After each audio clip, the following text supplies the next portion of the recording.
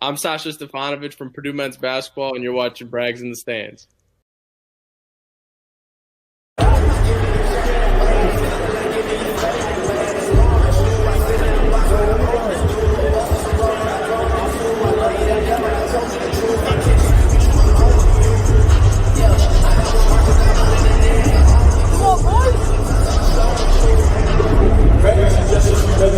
The tip-off of the second game featuring the Texas Longhorns versus the Purdue Buckeyes.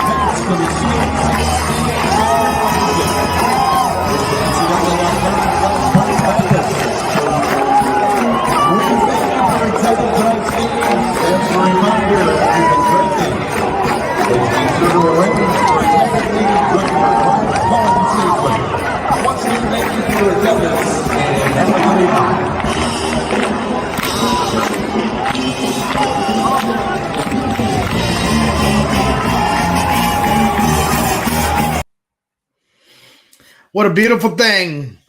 Here's one amazing weekend last week at Milwaukee, and here's to another coming up in Philadelphia. Let's go. Boiler up.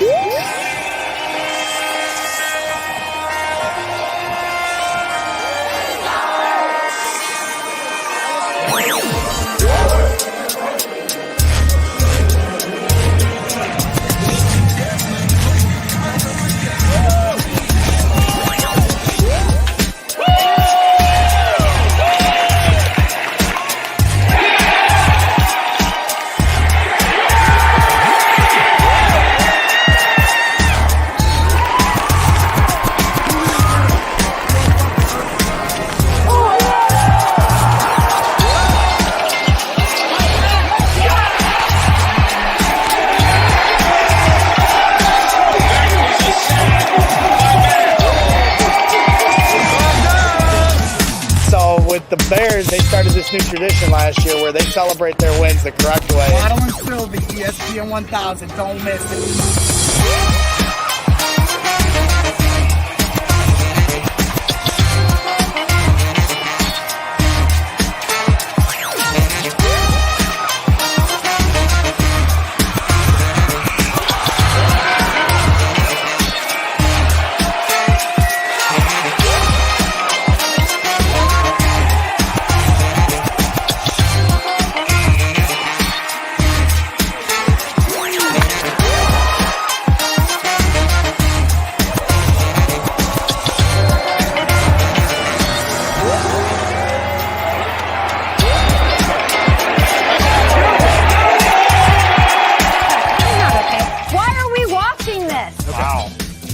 It's like their own Philly. Okay. Okay, I think what it is. We shouldn't be showing this. Am I crazy?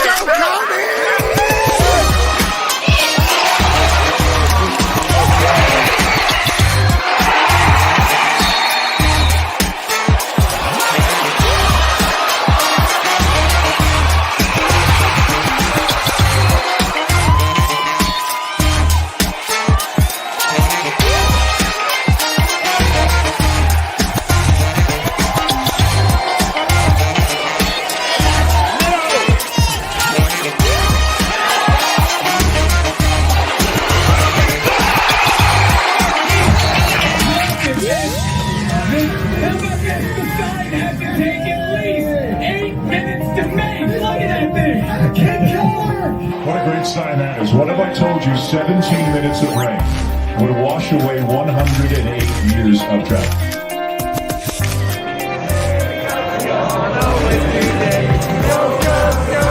Do you see this team growing into the team that you were in 2005? Great practice, everybody.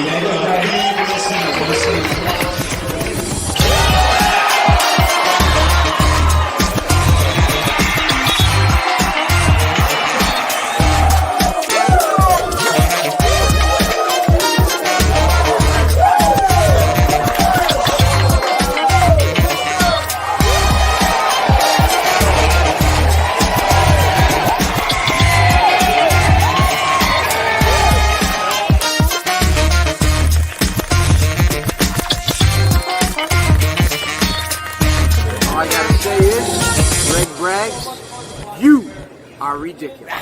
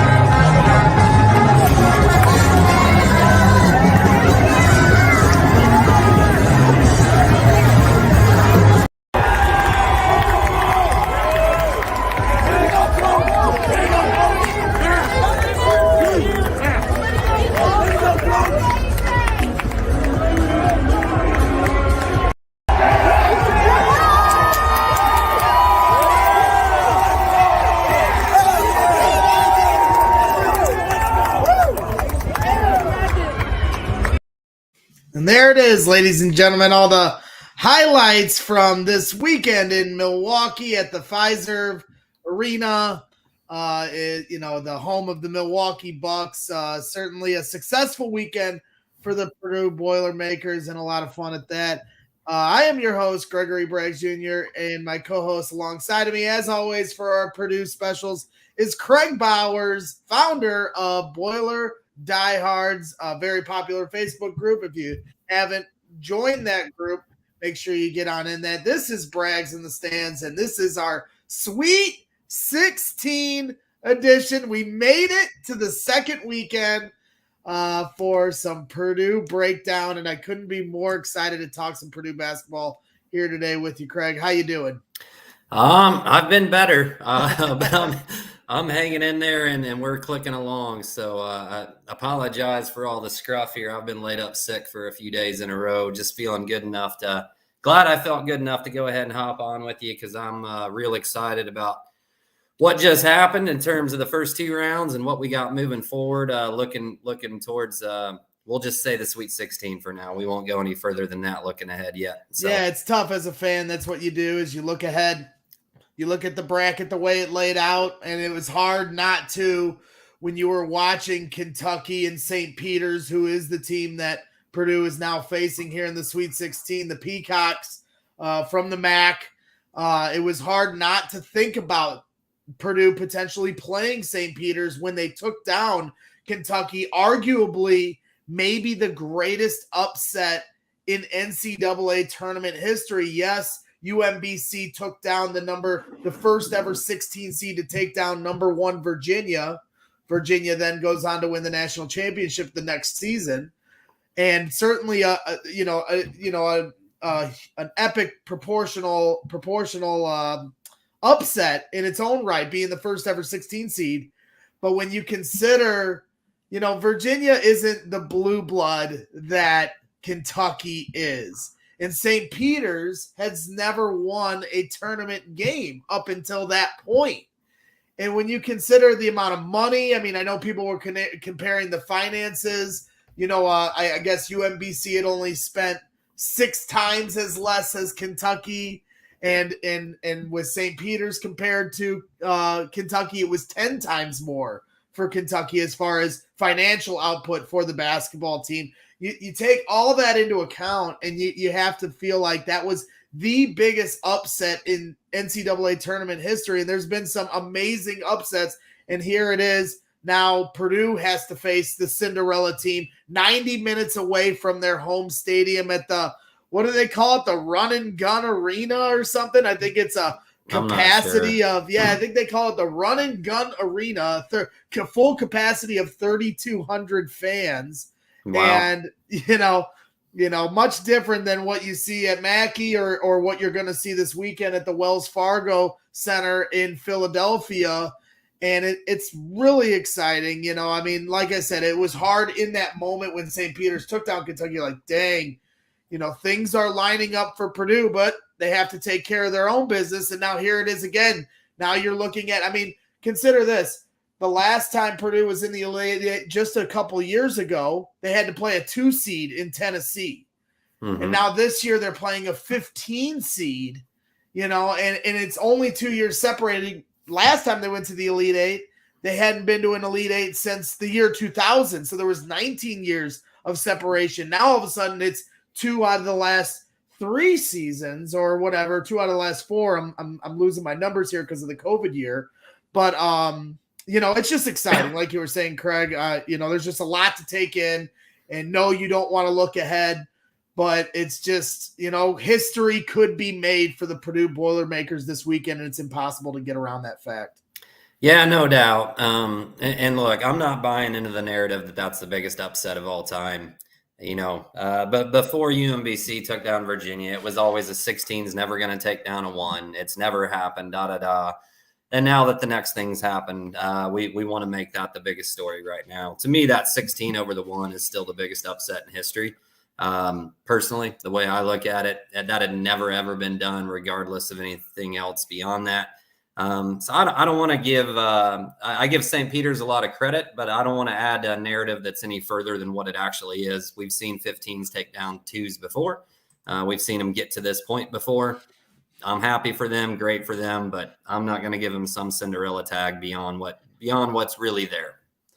Yeah, like I said, there's been plenty of upsets that would rival it. It's up there. There's no question. Obviously, 16 seed, is out. One of, what is it, 198 to 1 or something crazy like that for 16 seeds versus a 1 seed. It's only been done once. Right. And so they hold that with UMBC, and and when you consider that Virginia then went on to win the national championship the next year, unfortunately at the hands of beating Purdue as well on that road, Virginia was certainly the team in those couple years. They had a great team, and Kentucky, certainly had a talented big man down low, but it isn't necessarily the Kentucky of Anthony Davis days where they had literally 5 guys that would go on to be all-stars, in the NBA. So, I get where you're coming from in that regard.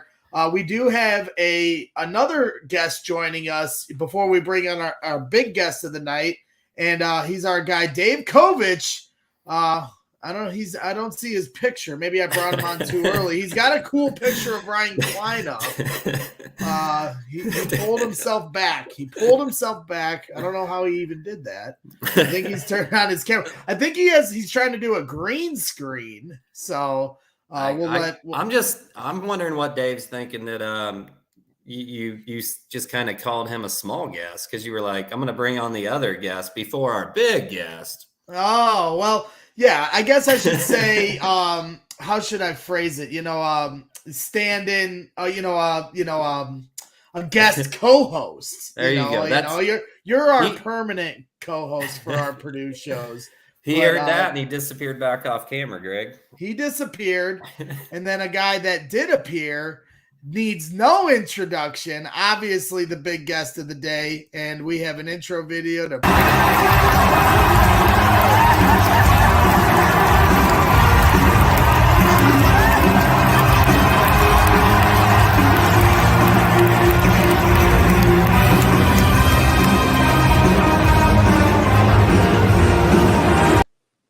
There he is, Ryan Cline, putting down the beer at Mackey Arena, as he has so many times. Rally beers, as they're calling them, at Mackey Arena. And he joins us once again. He was here last year before the tournament started and was gracious enough to give us some time. So he's given us some time. He was just on a nice vacation. Where were you at, Ryan?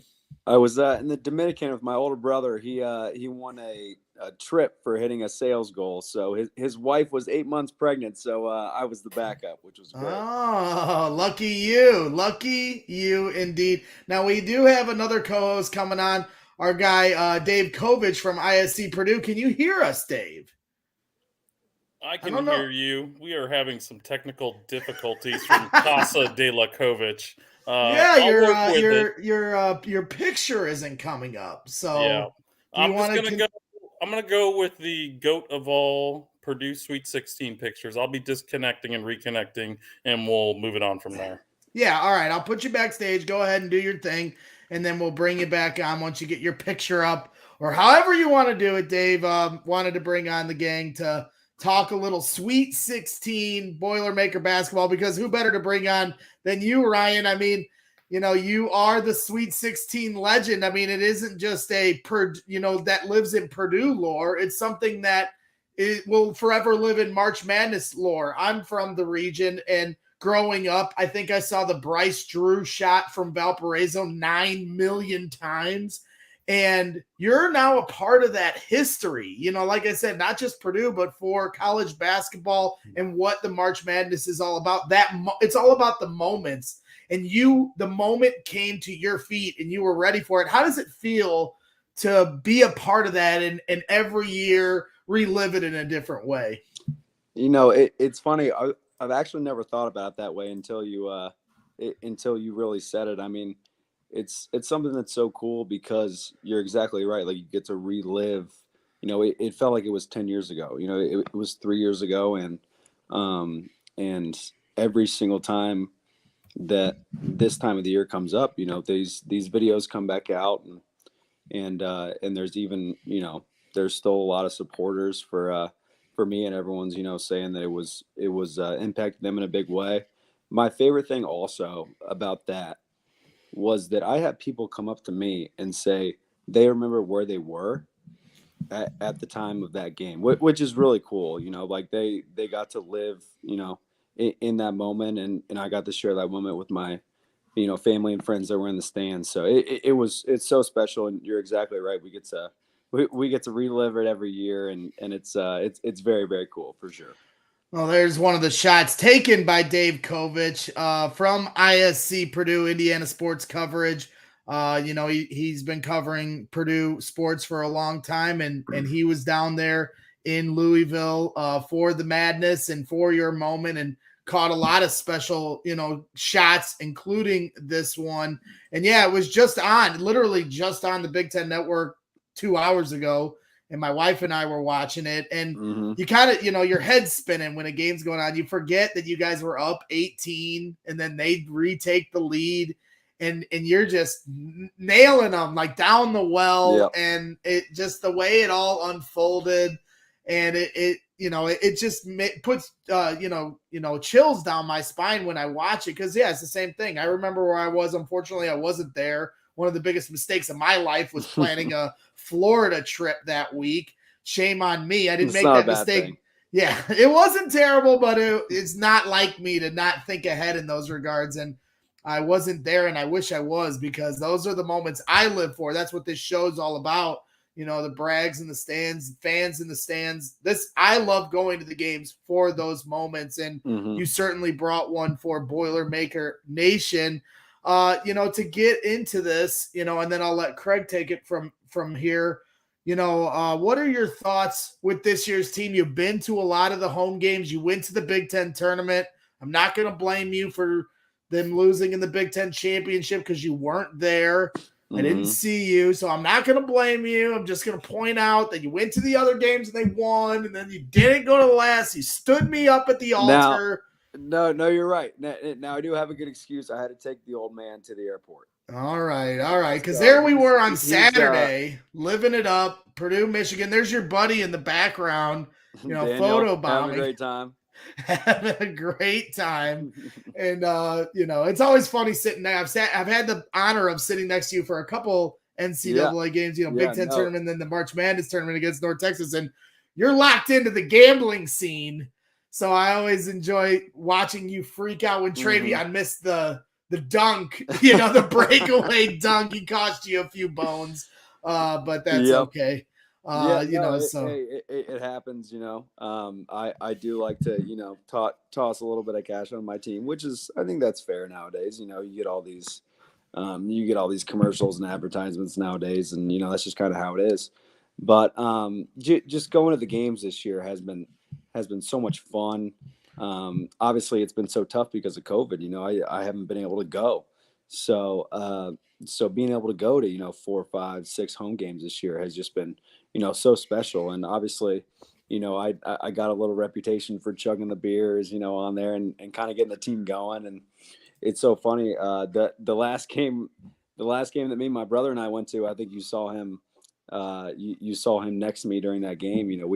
They always seem to put me on whenever we're either up big or it's a very close game. So I like to get the crowd going a little bit. It's a lot of fun.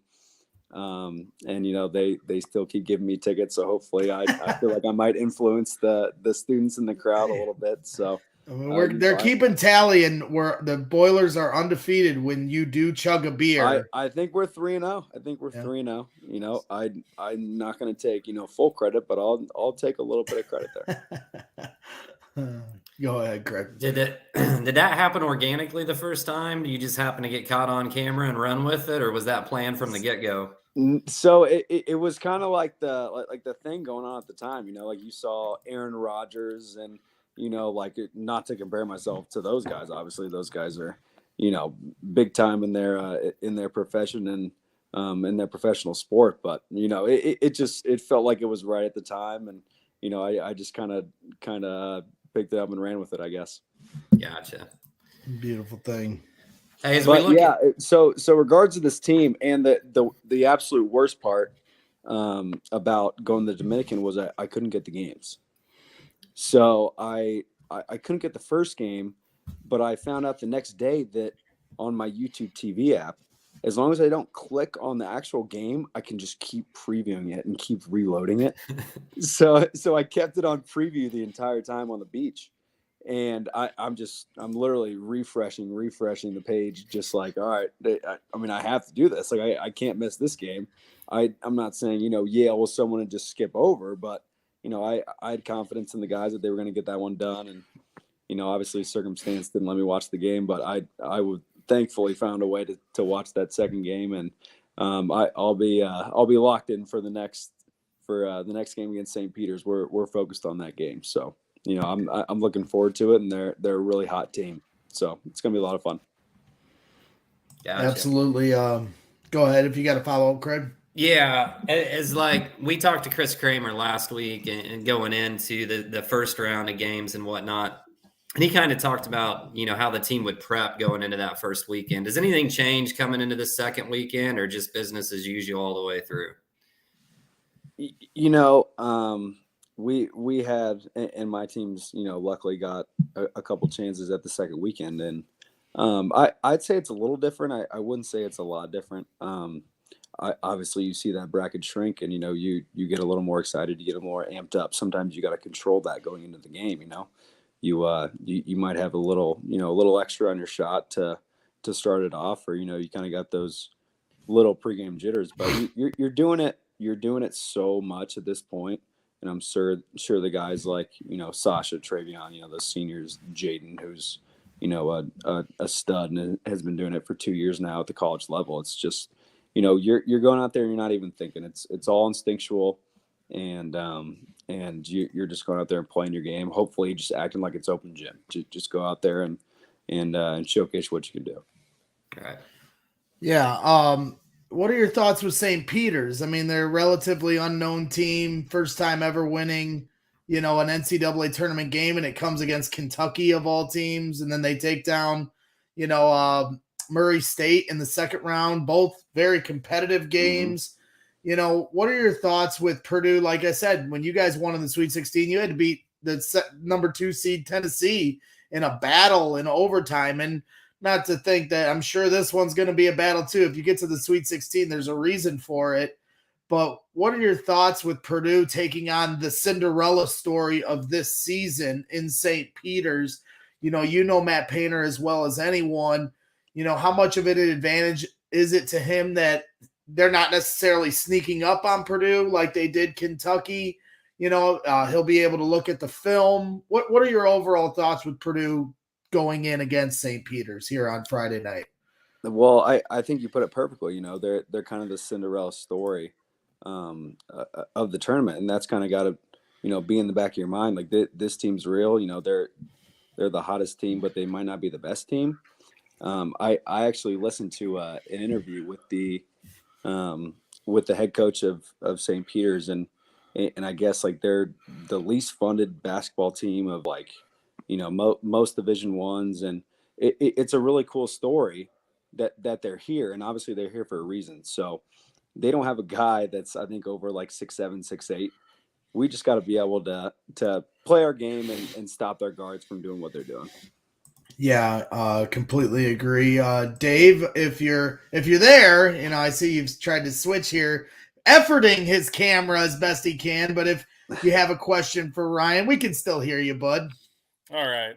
Sorry about the video, but nobody. You're okay. I mean, we want to see your sweet shining face, but if we can't, we'll take those golden pipes. So Ryan, obviously, we've talked about what you did against Tennessee. Everyone, great last memory. In terms of, I guess, relating it to video games, NBA Jam, you're on fire. When did you know during that game that the basket was an ocean to you? And how many times in your career have you experienced that? That's a great question. I would say the first shot was actually in the first half. I think it was one from the right elbow. I made a little behind the back move, and I think I got a lot better at creating my shot just throughout the years.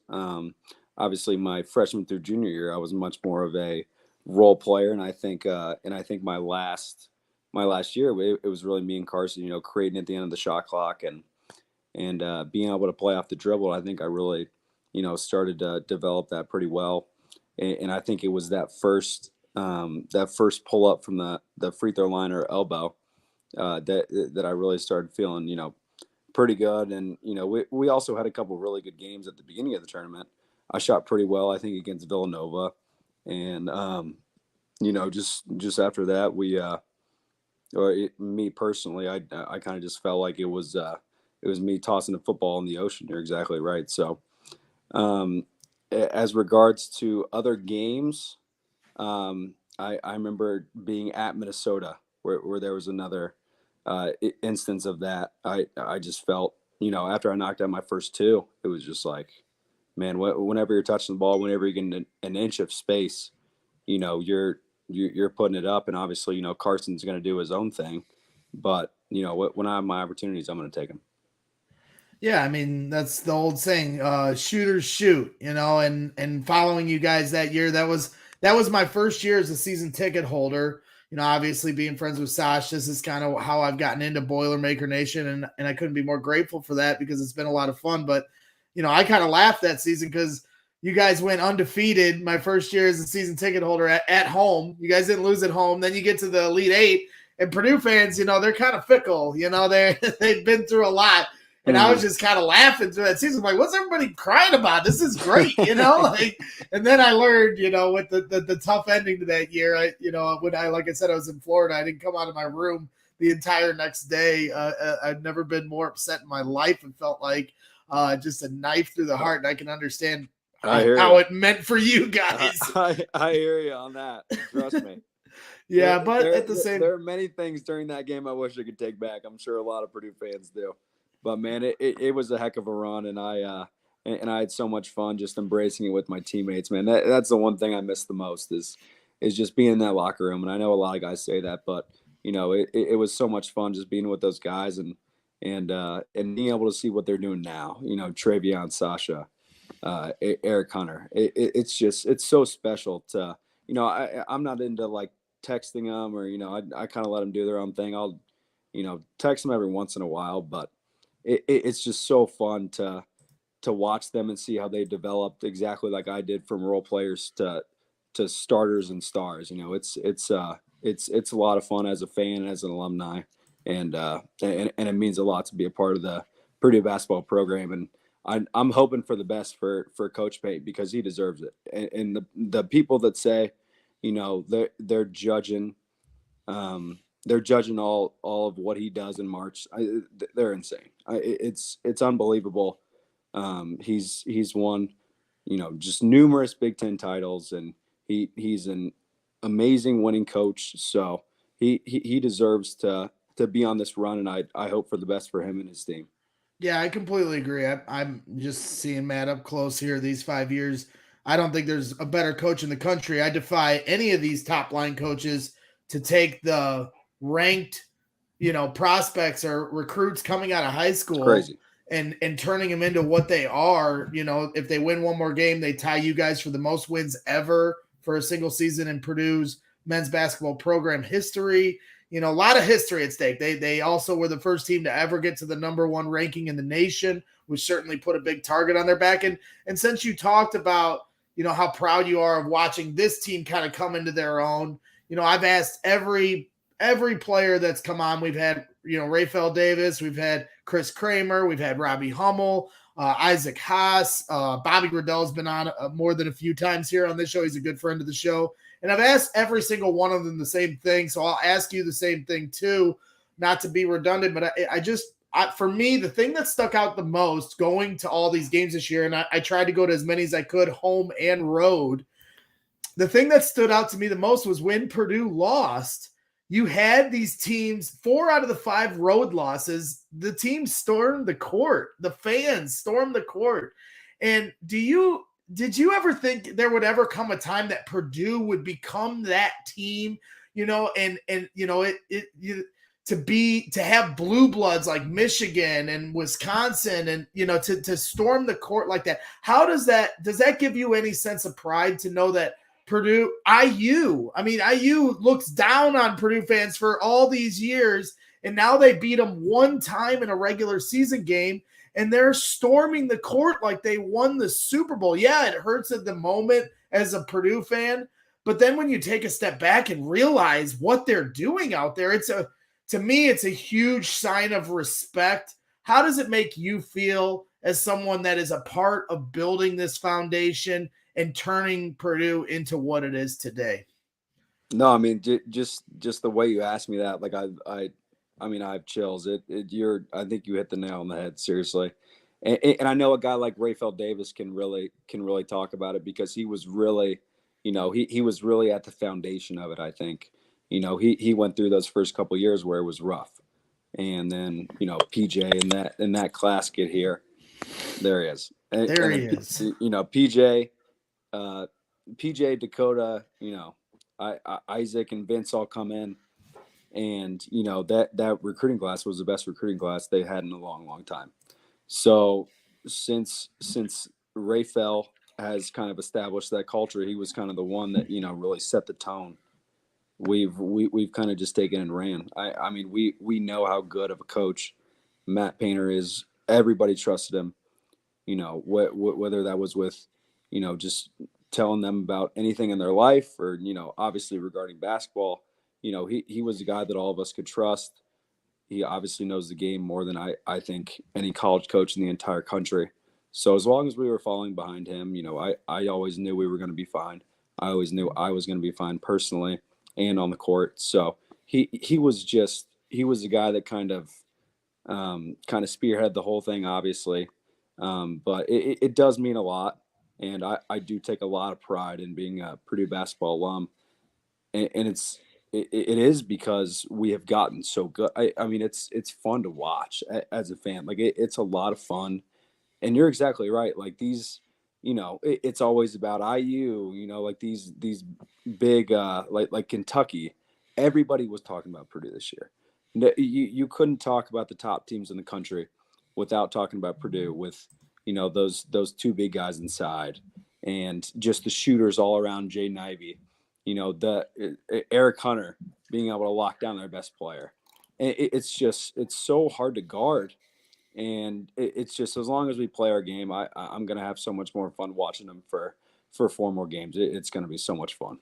Yeah, Jaden Ivey's certainly a special player, did a lot of special things throughout the season. Then, of course, coming up big in the big moment in the tournament here just last Sunday against Texas. I mean, it's awesome. Big time shot. I mean, and that seems to be the kind of guy he is. He lives up to the moment. I got one more question, and then I'm going to let Craig and Dave take it away from there. Obviously, as we always say, this is the Sasha Stefanovic Stan show. He's my guy. Will be my ride or die for life. I'd run through a brick wall for that kid. He's a good dude and followed in your footsteps. You followed in Dakota Mathias's footsteps. I couldn't have thought of a better school for him to go to, and 2 guys, a coach to have, and then 2 guys like you and Dakota to have as mentors.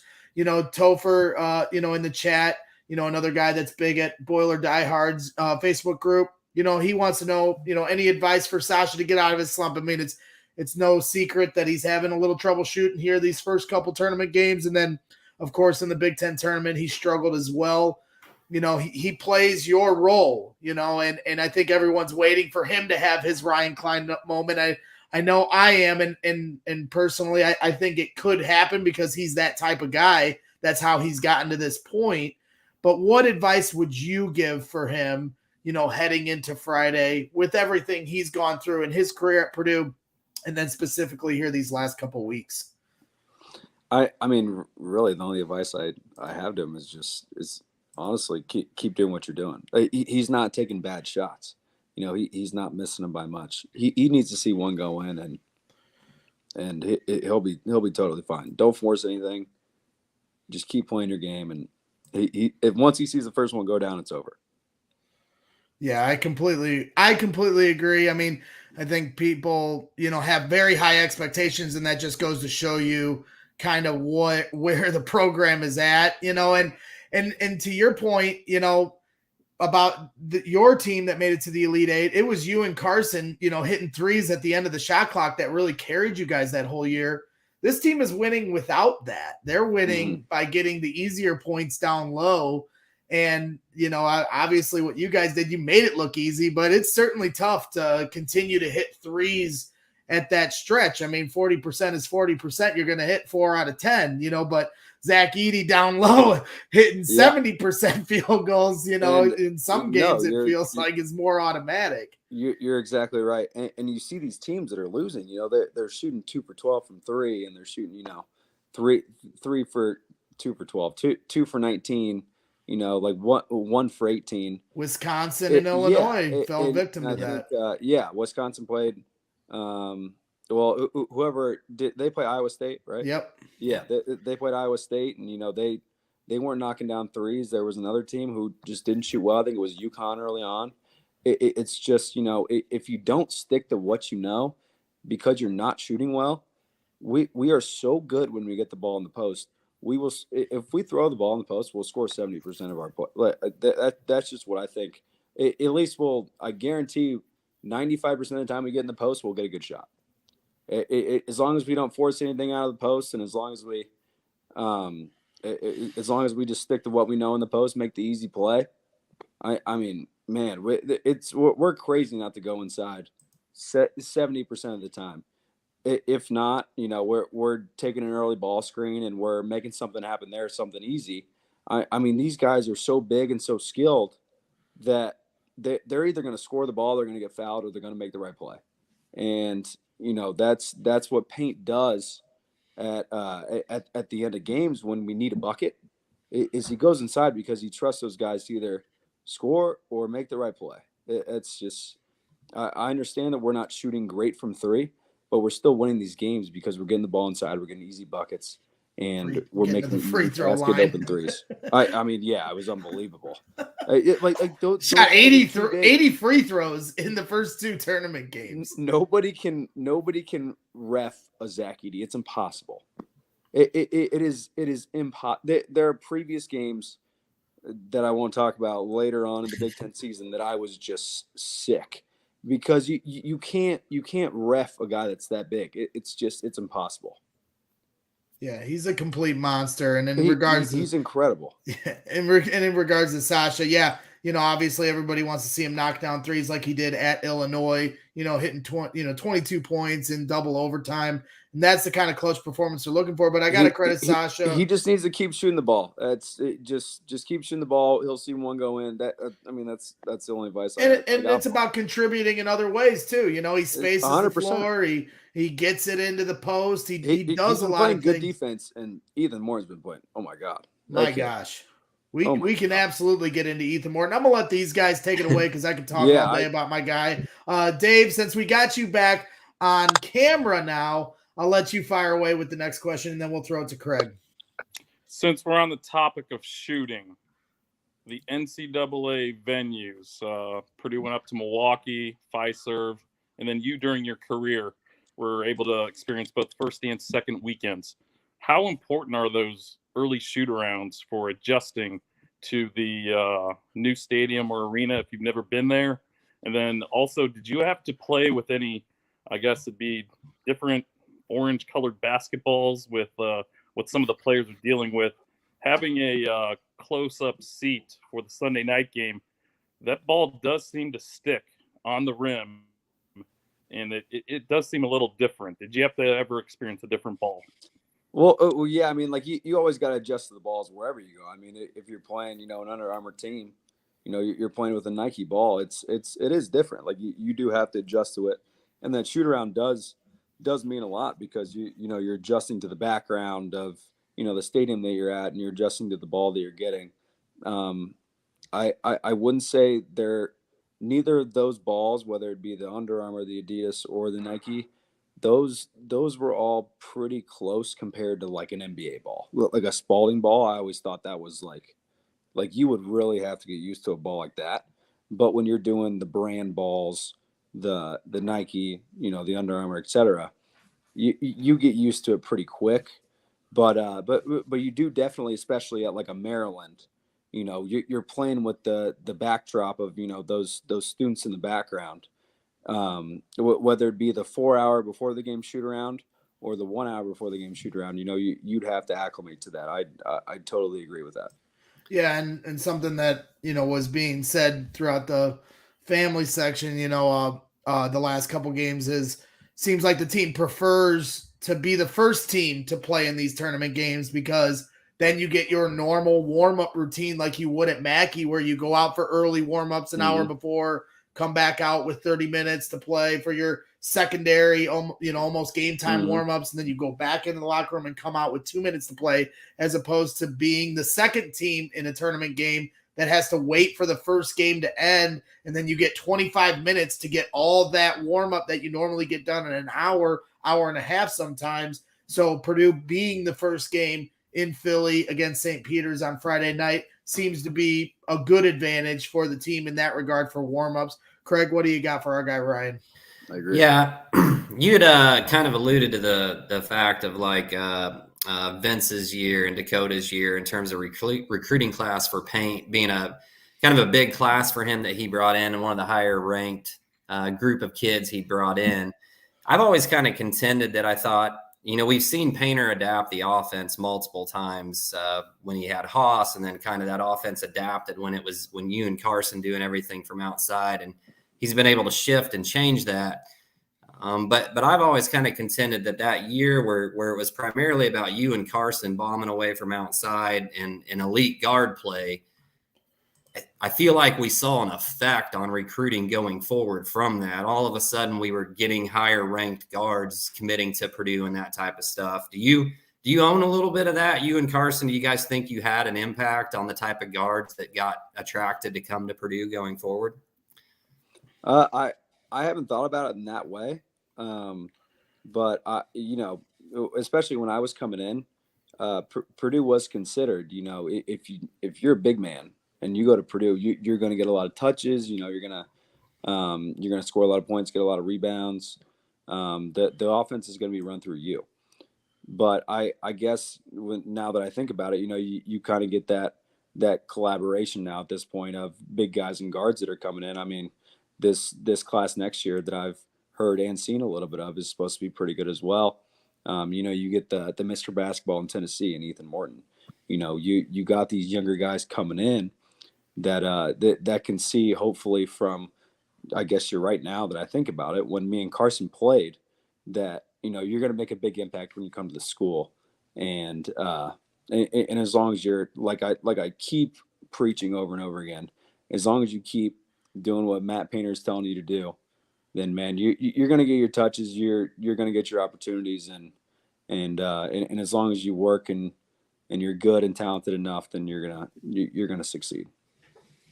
You got a follow up, Craig? Yeah, I guess looking back at your career, you did not redshirt, and like you said, for a few years there, you had a little bit more of a role player type of a role on the team. Mm-hmm. For somebody like Brandon, who started for a little while and then now has kind of had to take a back seat and be that role player again before he maybe gets a chance to break through again next year. I guess how difficult is that when I'm sure everybody wants to start, right? Mm-hmm. So being in that role, like, what do you have to do to stay ready, stay consistent? I mean, you just got to keep working on your game. You got to keep trusting that the process is going to work out. Your time's going to come. I mean, look, like Payne said when he walks in the locker room, we do not win that game against Penn State without Brandon Newman. We just don't. And it's so cool. Especially, I was at the game. Braggs was next to me, and we just had such a good time being able to live that. I feel like I lived it with him, just because he goes in and he hasn't had a big impact, really all season, and he comes in and wins the game for us. Something like that's so special because that's such a boost of confidence, especially going into the month of March. It's just. Your time comes and you take care of that opportunity, and that's what Brandon did. It was very cool to watch. Yeah, again, it's all about moments, in March, and that was the Brandon Newman game. People will remember that forever just because of the way he sparked the team and hadn't played for 2 months. So I give him a lot of props, because it's not easy. I mean, even a guy like Eric Hunter, if you look at what he's up to now, Eric, awesome. To start the year, came off the bench, and that had to be very humbling for him being a senior. And it just, with the way the rotations were going, they had Isaiah in, and Eric's always been a great leader to this team on the defensive end, can be a spark on offense. And then there he is halfway through the season. Then all of a sudden he, lights a fire under himself, and he's been playing out of his mind pretty much since the Illinois game. And I think that's kind of what embodies this team, in a lot of ways. Travion really set the tone with this to start the year. He talked about not worrying about, coming off the bench behind Edey. And, so if he's saying that as an All-American last year, then who's Eric to say or Isaiah to say or, any of them, Brandon, they all got to, pull from the same rope. And there's a greater good at stake. And now here it is. They're in the Sweet 16. And I really feel like Travion set the tone and Eric set the tone with the way they carried themselves to start the year. So tremendous hats off to them. We have a question in the chat from Derek Mulligan. He said, what's your handicap, Cline? He goes, I'm going 11 sober and close to a 21 or 1 after 9 beers. Now, I have no idea what this means, but I had to ask. That was a little that was a little aggressive. First of all, most of the time it's sober because I'm getting pretty into it. By the way, sometimes we like to have fun with some buddies, and I'd say it's maybe a 2-stroke difference. But so this is a golfing question. Yeah, which I love because this is ever since basketball's been over.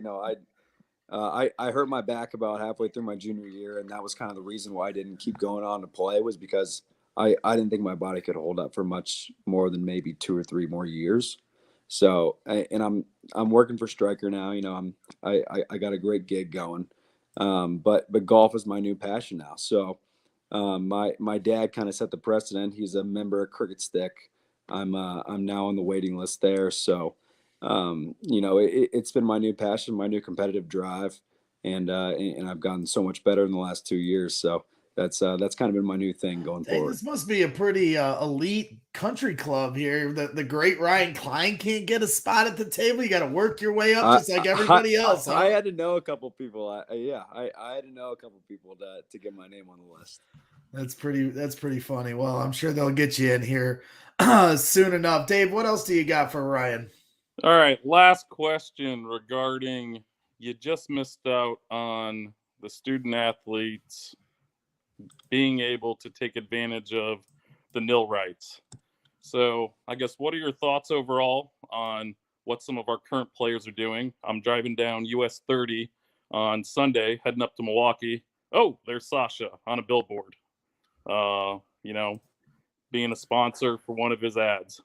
Last night, I've got in my feed. I've seen it all. I've got Mason Gillis. He's modeling up on, it looks like a parking structure. Looking good, Mason. What are your thoughts? And then, give a top 2. What would be products that you would have pursued? Would it have been maybe a Coyote Crossing here locally or something like that? I mean, I would have sponsored, whatever was the best opportunity. I mean, you see Sasha doing these Maseratis, these like car dealerships. I'm like, dude, like this is awesome. So, like they're taking advantage of it. I assume they're doing it, responsibly and controllably. And, you got to take advantage of that. I wish I redshirted, and I wish, my parents had me a year later. That would have been awesome. So, they're taking advantage of the situation. I don't think there's anything wrong with that.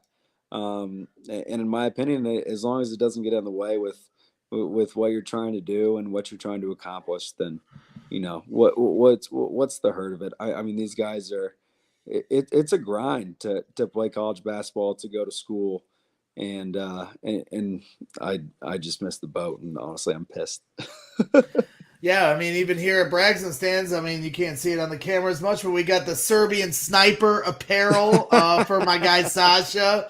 We did a little NIL here, but we're all our proceeds are going to the Versus Cancer Foundation. So, he's got so much. Great. He's got his hands in so many things, between Dutch Farms and Maserati dealerships. I think he's up to like 12 sponsors. It's ridiculous. He would have been, to me, I thought he'd be the last person to do that stuff. But he's taking full advantage, and God bless him. It's funny to see. Well, I would have done the same thing. So, hey, more power to him. I think he's doing it right. I mean, NCAA is making so much money off these guys. You can't fault them for making a little money for themselves.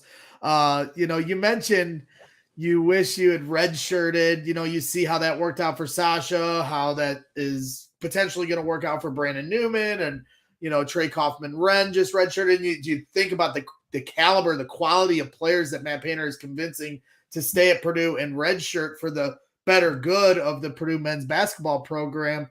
With this whole COVID year stuff, COVID exemption year, you're seeing a lot of teams like Illinois with, 4 guys that were 24 years old, a transfer, Alfonso Plummer coming over, from Utah, dead-eye three-point shooter, should be out of the NCAA. Now he's playing an extra year at Illinois. Brad Davison playing another extra year, with Wisconsin, certainly taking advantage of Providence. I think as, average starting, their starting 5 is all 24 years or older. I think there's one guy playing, or was at the start of the tournament, that was 25 years old. And I saw this. Yeah, he's older than me. That's what I saw. This guy was putting up a list of Illinois players, And there were some that were as old as you. How does that make you feel that these guys are still balling, 18-year-old kids out, and you're sitting, playing golf, but you could have been, still on the stage balling these kids up. Yeah, I think there are at least 9 guys that are actually older than me playing right now. There are multiple guys that I played with in high school that are in the same class that are still playing, including, Jalen Coleman Lambs, who's at Kansas. KJ Walton, who was unfortunately just lost to Akron. I had them going to the Sweet 16. But yeah, it's crazy that these guys are still playing at the age that I am right now or older. But hey, you're probably still on scholarships. Obviously, still on scholarship, still getting paid. There's nothing wrong with taking advantage of that. I do not blame them in the slightest. Yeah, I mean, when I saw the list, I was like, God dang, I would, man, to think that Ryan Cline could still be on this team, Sasha didn't take the COVID, Travion, Sasha, and Eric all didn't take the COVID. Sorry, go ahead.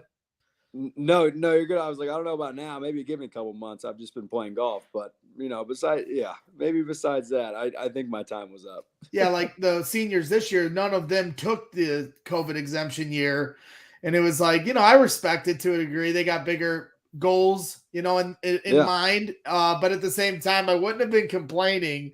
I talk a lot of crap about the ones that did take it because they're making life harder on Purdue this year. But I certainly wouldn't have been complaining if the Purdue guys would have taken it as well. But I definitely was curious. Wait, so I actually have a question. So they were allowed to just accept that year? Yeah, anybody, whether you're a freshman. I didn't even know that. Yeah, freshman, sophomore, junior, or senior could take that extra year. You either accept it or not. And from what I understand, even if you hadn't decided the year of, you can still decide now. Yes. Oh, okay. I never knew that. So yeah, it's up to the player. Yeah, it's up to the player. So I personally felt like, because it just feels like it's run amok and there's so many older teams. You got guys that are grown men, full 25, and the way kids are transferring now. And so now you got a full Providence team of 24-year-olds. It, to me, is getting a little crazy. When you consider the Caleb Houston for Michigan is a reclassified senior. So he's 17 years old, playing a 24-year-old, 7 years older than him. But, I guess competition is competition, and Purdue beat Illinois twice. They had a bunch of 24-year-olds. To me, I thought after this year it should be done with, but I guess anybody that was a part of that season that got canceled early could extend their career no matter what year they were. That's total news to me. I really honestly do not know that. I think at that point with COVID, those kids got screwed. I mean, that's kind of all there was to it. And the NCAA, I think, had to play a game of catch up. And I guess I understand that to a certain extent. But at some point, it's going to run its course, and you're going to get these 18-year-olds, just come back in and playing, these max 22-year-olds.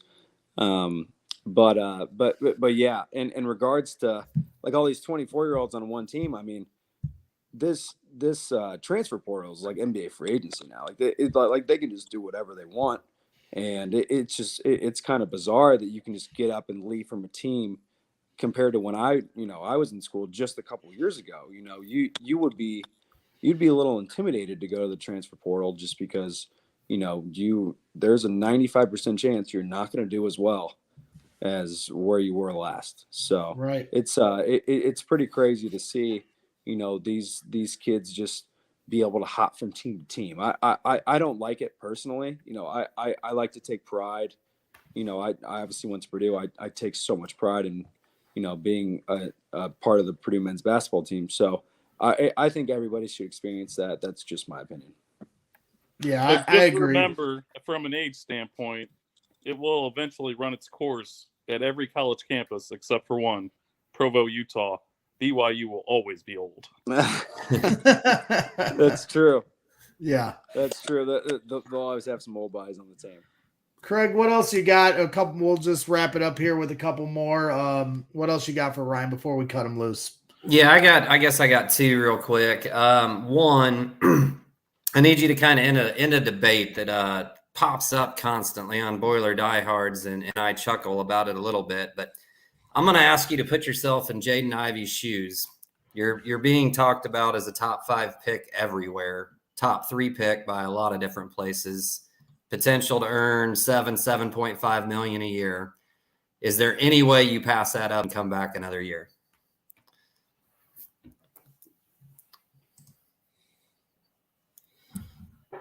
You're muted, Ryan. I don't know. We lost him. Maybe Ryan, you should jump out and then hit the link and come back in, and it should work. Greg, all right, so Greg, that was your chance to show your talent of reading lips. Yeah, well, I don't have that talent. I don't have that talent. That's why I did not. So, although I do, try it's just to building suspense on the answer now. Yeah, like Boiler Diehards everywhere. All like, right. what's the answer?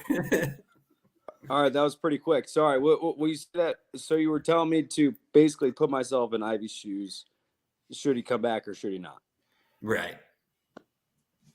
No, I don't think he should.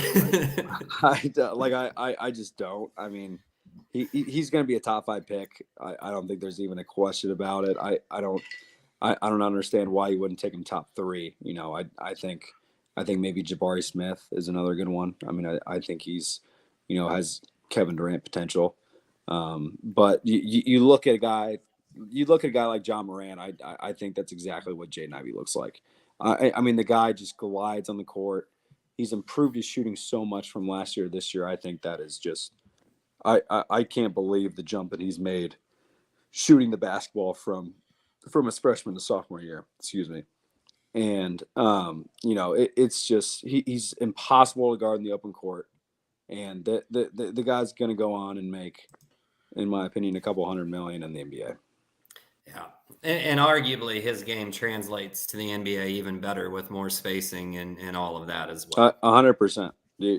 That's exactly right. I mean, the guy is it was like well, I wasn't the best defender, but I mean, I couldn't guard Carson if my life depended on it. I could. The guy was just, he's too fast, and I think Jaden Ivey's even faster. So, you know, he's impossible to stay in front of, in my opinion.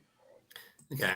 My other question, as a Purdue fan, we'll look ahead a little bit as fans. As we look at that North Carolina UCLA game, any preference on matchup there? Oh, I don't like doing this. if you're spooked by it and superstitious, we won't. But we won't get a chance to preview those two teams going forward again. So, or you could talk about maybe the challenges each of them present. If you don't want to pick one, we'd rather face. Well, yeah, I like to just I am superstitious in that way. You know, I like to go game to game. Yeah, if I had to pick anybody, I would want to pick UCLA. Just the sole fact that we beat North Carolina already this year. You know, like you see an opponent twice. You know, the likelihood is you don't win the game again. So, I would like to see UCLA. I think Mick Cronin's very scary in March. I mean, you know, I didn't think his team lived up to what they should be in the regular season. That's just my opinion. I think they should have been so much better after last year. But, you know, look what they're doing in March. They're in the Sweet 16 again. And, you know, that's pretty scary. But I also don't want to play North Carolina again just because they're so hot in the right time. And the fact that we've already beat them once, you know, it's tough to beat an opponent twice, let alone, you know, the 8 or 9 times we beat IU in a row. You know, it's hard to do that. Yeah, I agree. You know, the thing I like about the idea of either one is, you know, they're the tournament blue bloods. You know, these guys have, you know, historical tournament resumes and program resumes that, you know, Purdue is trying to achieve with Matt Painter and what they're doing at West Lafayette. And, you know, while Purdue is going to be the higher seed of either one, you know, most fans are just going to look at the names. And when you see UCLA or North Carolina there, you know, it'll feel to me, you know, even with Ivy and Edey running out that tunnel as imposing as they look when they do, you know, to me, I think Purdue can start to get back into that underdog mode. and try to achieve what those guys have. Now, St. Peter's, like I'm a lot like you get uncomfortable even talking about that next game because you don't want to jinx it. It was the same way when St. Peter's beat Kentucky. I'm excited. It's impossible to not be excited because you're assuming you would have to potentially play Kentucky.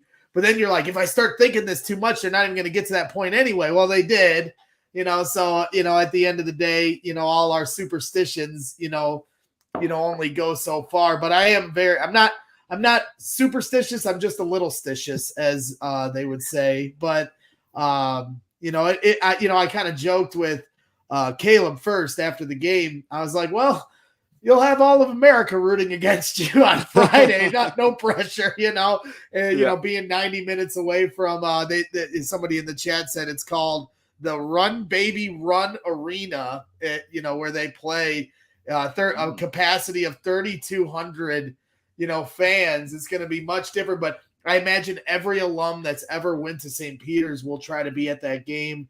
I'm hoping there's a turnout of Purdue Boilermaker fans, but I have a feeling it'll be a dominant St. Peter's crowd. So they're going to have to fight against that. It certainly will be interesting, going into Friday night, and hopefully Purdue can take down the Cinderella. Somebody said it's like comparing it to like killing Santa, because everybody loves this team now. But Purdue's going to have to kill Santa, I guess. And Philadelphia is known for throwing snowballs at Santa, so I guess we can finish the job on them.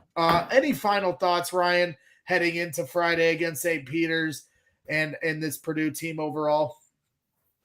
I mean, I'm just excited, just to watch the guys again. I'm excited to watch them on a real TV, not to have to preview it and keep refreshing it on YouTube TV. So, no, it's going to be so much fun. I got so much confidence in this group, and I just think as long as they do what Paint tells them to do, just keep doing their job. They're going to be very happy with the outcome. I think at this point their draws is about as good as it gets. I mean, I think everyone's thinking the same thing. I'm excited to watch the guys just do what they do and go out again and get a win on Friday. It'd be a lot of fun. Maybe we can get like a live, maybe at some point during the game, if we need your services, or for our Friday or potentially Sunday, maybe you can, film yourself chugging a beer and putting it on Twitter to rally the troops. I will do that. Get a rally beer going. All right. I like that. Well, if they don't need me, I won't show up. But if they need me, I'll show up. Yes, well, we certainly need you. Boiler Nation needs you. We at Brags in the Stands, we need your expertise, and we appreciate you. 2 years in a row now, you've stopped by to lend us your thoughts and perspective, and we really appreciate it. And personally, I don't know. I guess I can start calling you a friend now, Ryan. I find that kind of funny. No, of course. We went to the North Texas game. Me, my buddy, you and your mom, and then we were just sitting next to each other at the last two games. So yeah, it's an experience. But we're always gonna be bonded by Purdue. That's always how it's gonna I love it. I appreciate you, and yeah, sit next to you for the North Texas game where they're in the fight of their life, and you're talking about the. What's that? Yeah, it didn't happen. It didn't happen for one, but that never happened. We're sitting next to each other in the first half, and you're talking about St. Peter's on Friday. Nothing else matters. Yeah, we're sitting next to each other in the first half of that game. You're talking about some game you have of another game gambling. I'm like, Ryan, this fun. I'm like losing my mind, and you've been through the battles so much that you're just laid back, kick back, relaxed. It seems like anybody that's been through the grind as a player.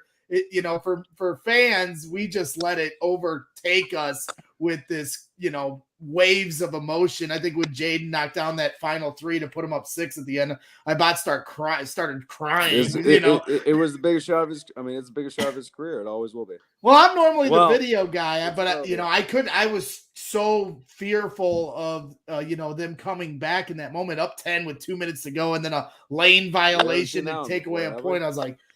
I was beside myself. I didn't bust out the phone until the game was already over and done with. But, Ryan, again, I appreciate your friendship. I appreciate you coming on here on Brags in the Stands. I know all the Boilers fans watching, and and Dave and Craig.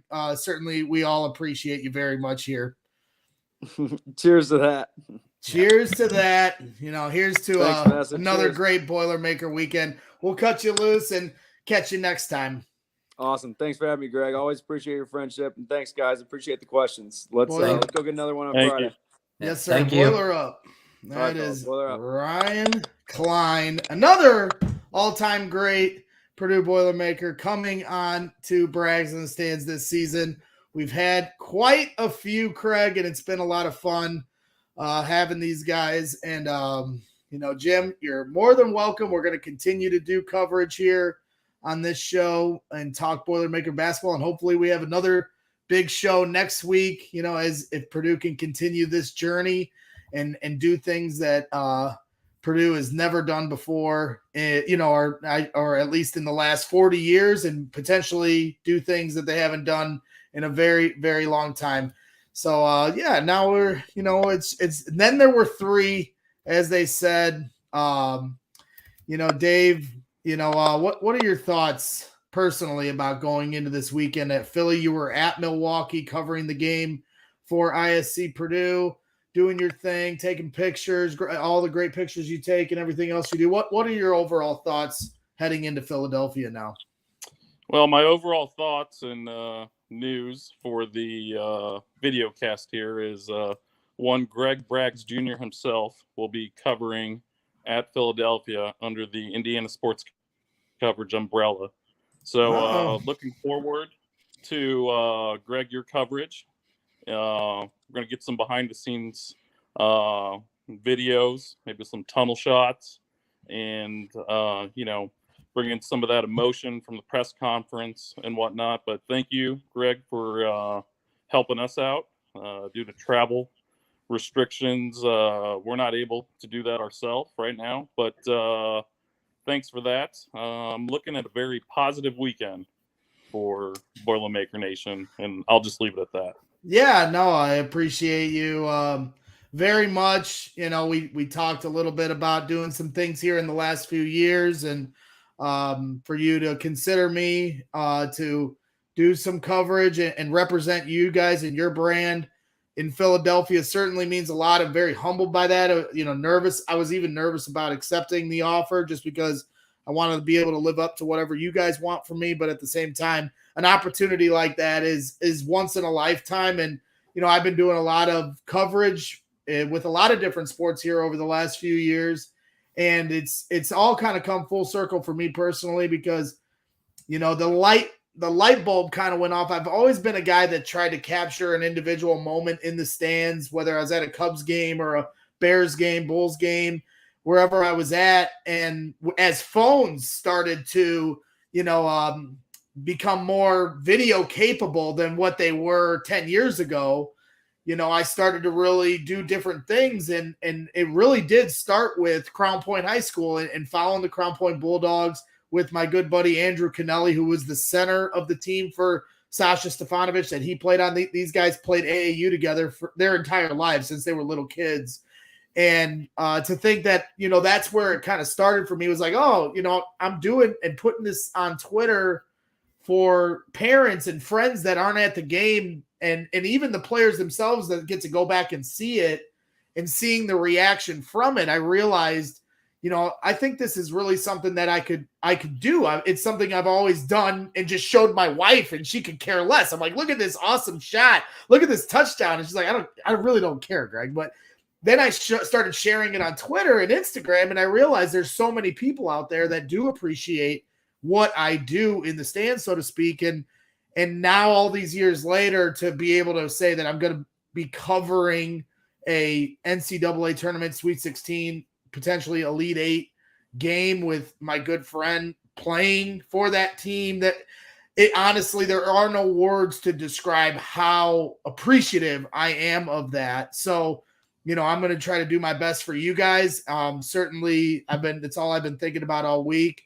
Unfortunately, Craig, he's been saying at the beginning of the show that he's been under the weather. He was going to join me for all this. And so it has saddened me all week that my guy, my sidekick here, my partner in crime here on Brags in the Stands this season, and a guy that's been a Purdue fan his whole life doesn't get to experience this same, experience with me, So, I know that's a Debbie Downer for the show, Craig, but I do have to say how badly I've felt about that. Certainly excited to go for myself, but it would have been a lot cooler with you. There's no question. You always keep my head level. I mean, my head's going to be popping off, and you're always, much more focused than I am. So I'm sorry for you, Craig, for sure. Yeah. The worst part about it was, I get that text from you and we have that quick back and forth.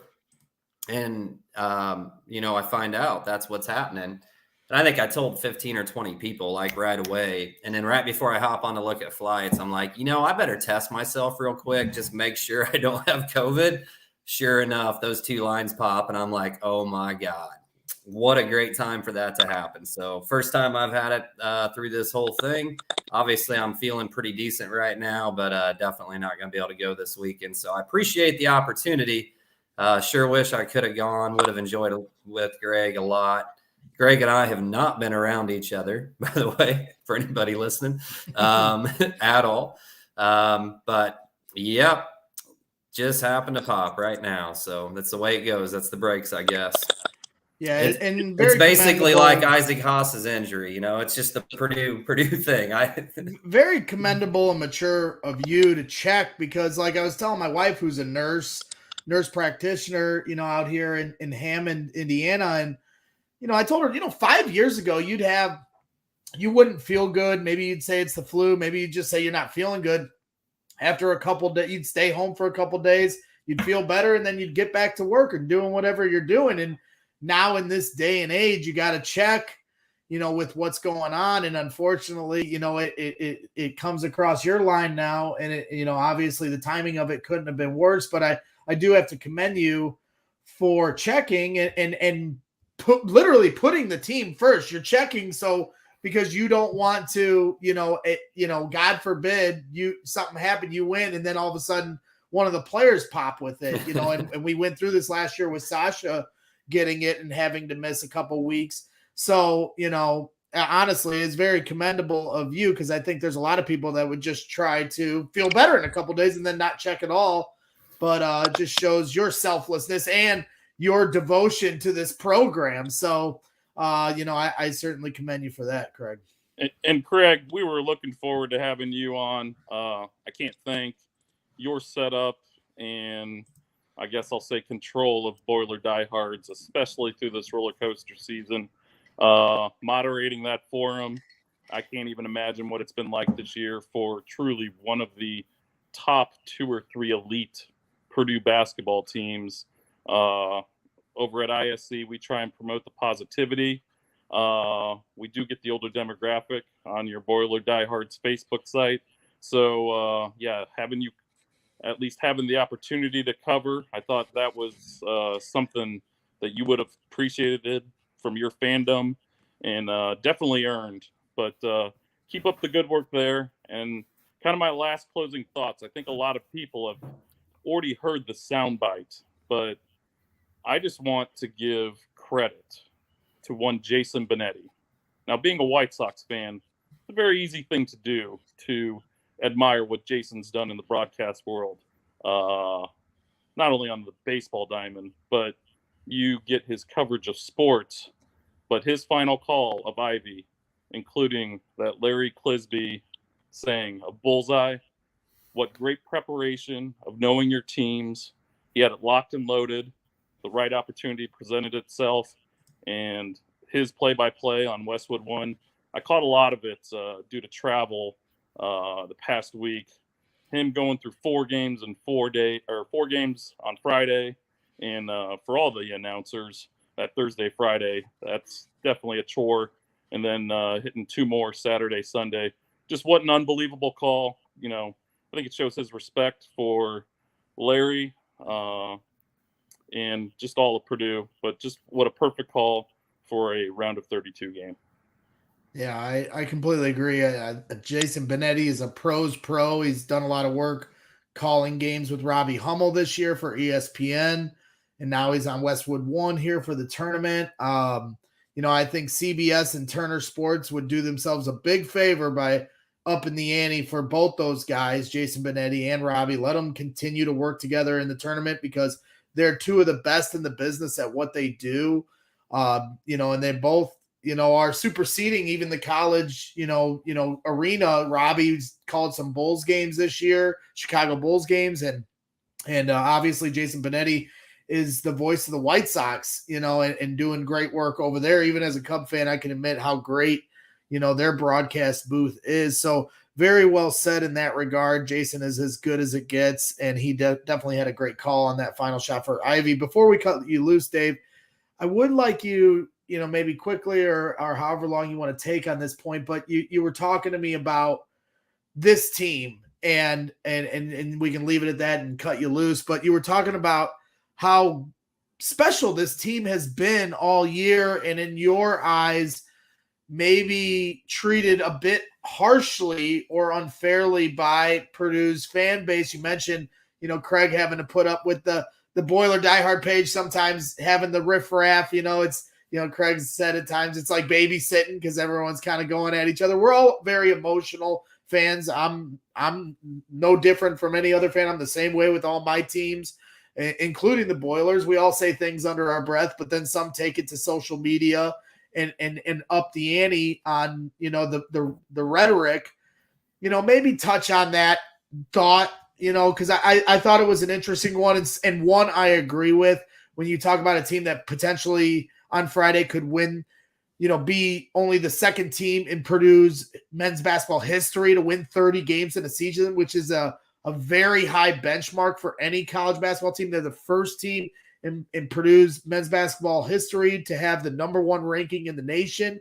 Yes, they lost the next game to a Rutgers Ron Harper Hail Mary, but this team has been special. Yes, they have fallen short of some of their goals, but now here they are. And I said something to one of my friends. I go, I bet you if you ask these players if they had to choose, would you take a Big Ten regular season title, the 24th or 25th, whatever it is? I'm losing track. I think it's 24th Big Ten regular season title, the most in Big Ten history, or you can take a Big Ten tournament championship, something they've struggled in at times. They got there and lost, or you can take a Sweet 16 appearance, a second weekend appearance without knowing how much further you'll get.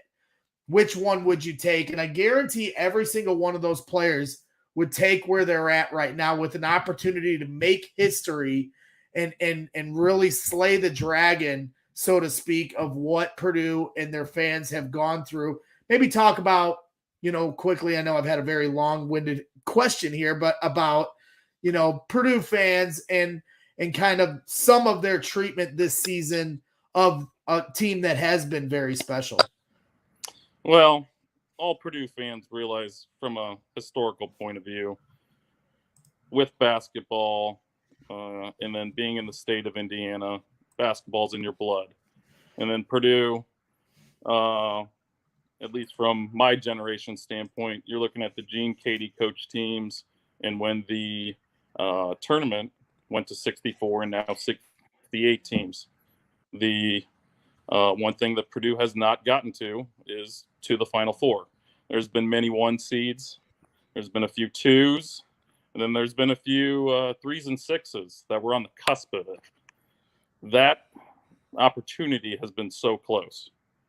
And what all Boilermakers have gone through, especially with what happened in the town on the north side of Kentucky a few years ago, that was, I think that's just as bad as you can get. The main thing with this team is they attained number one.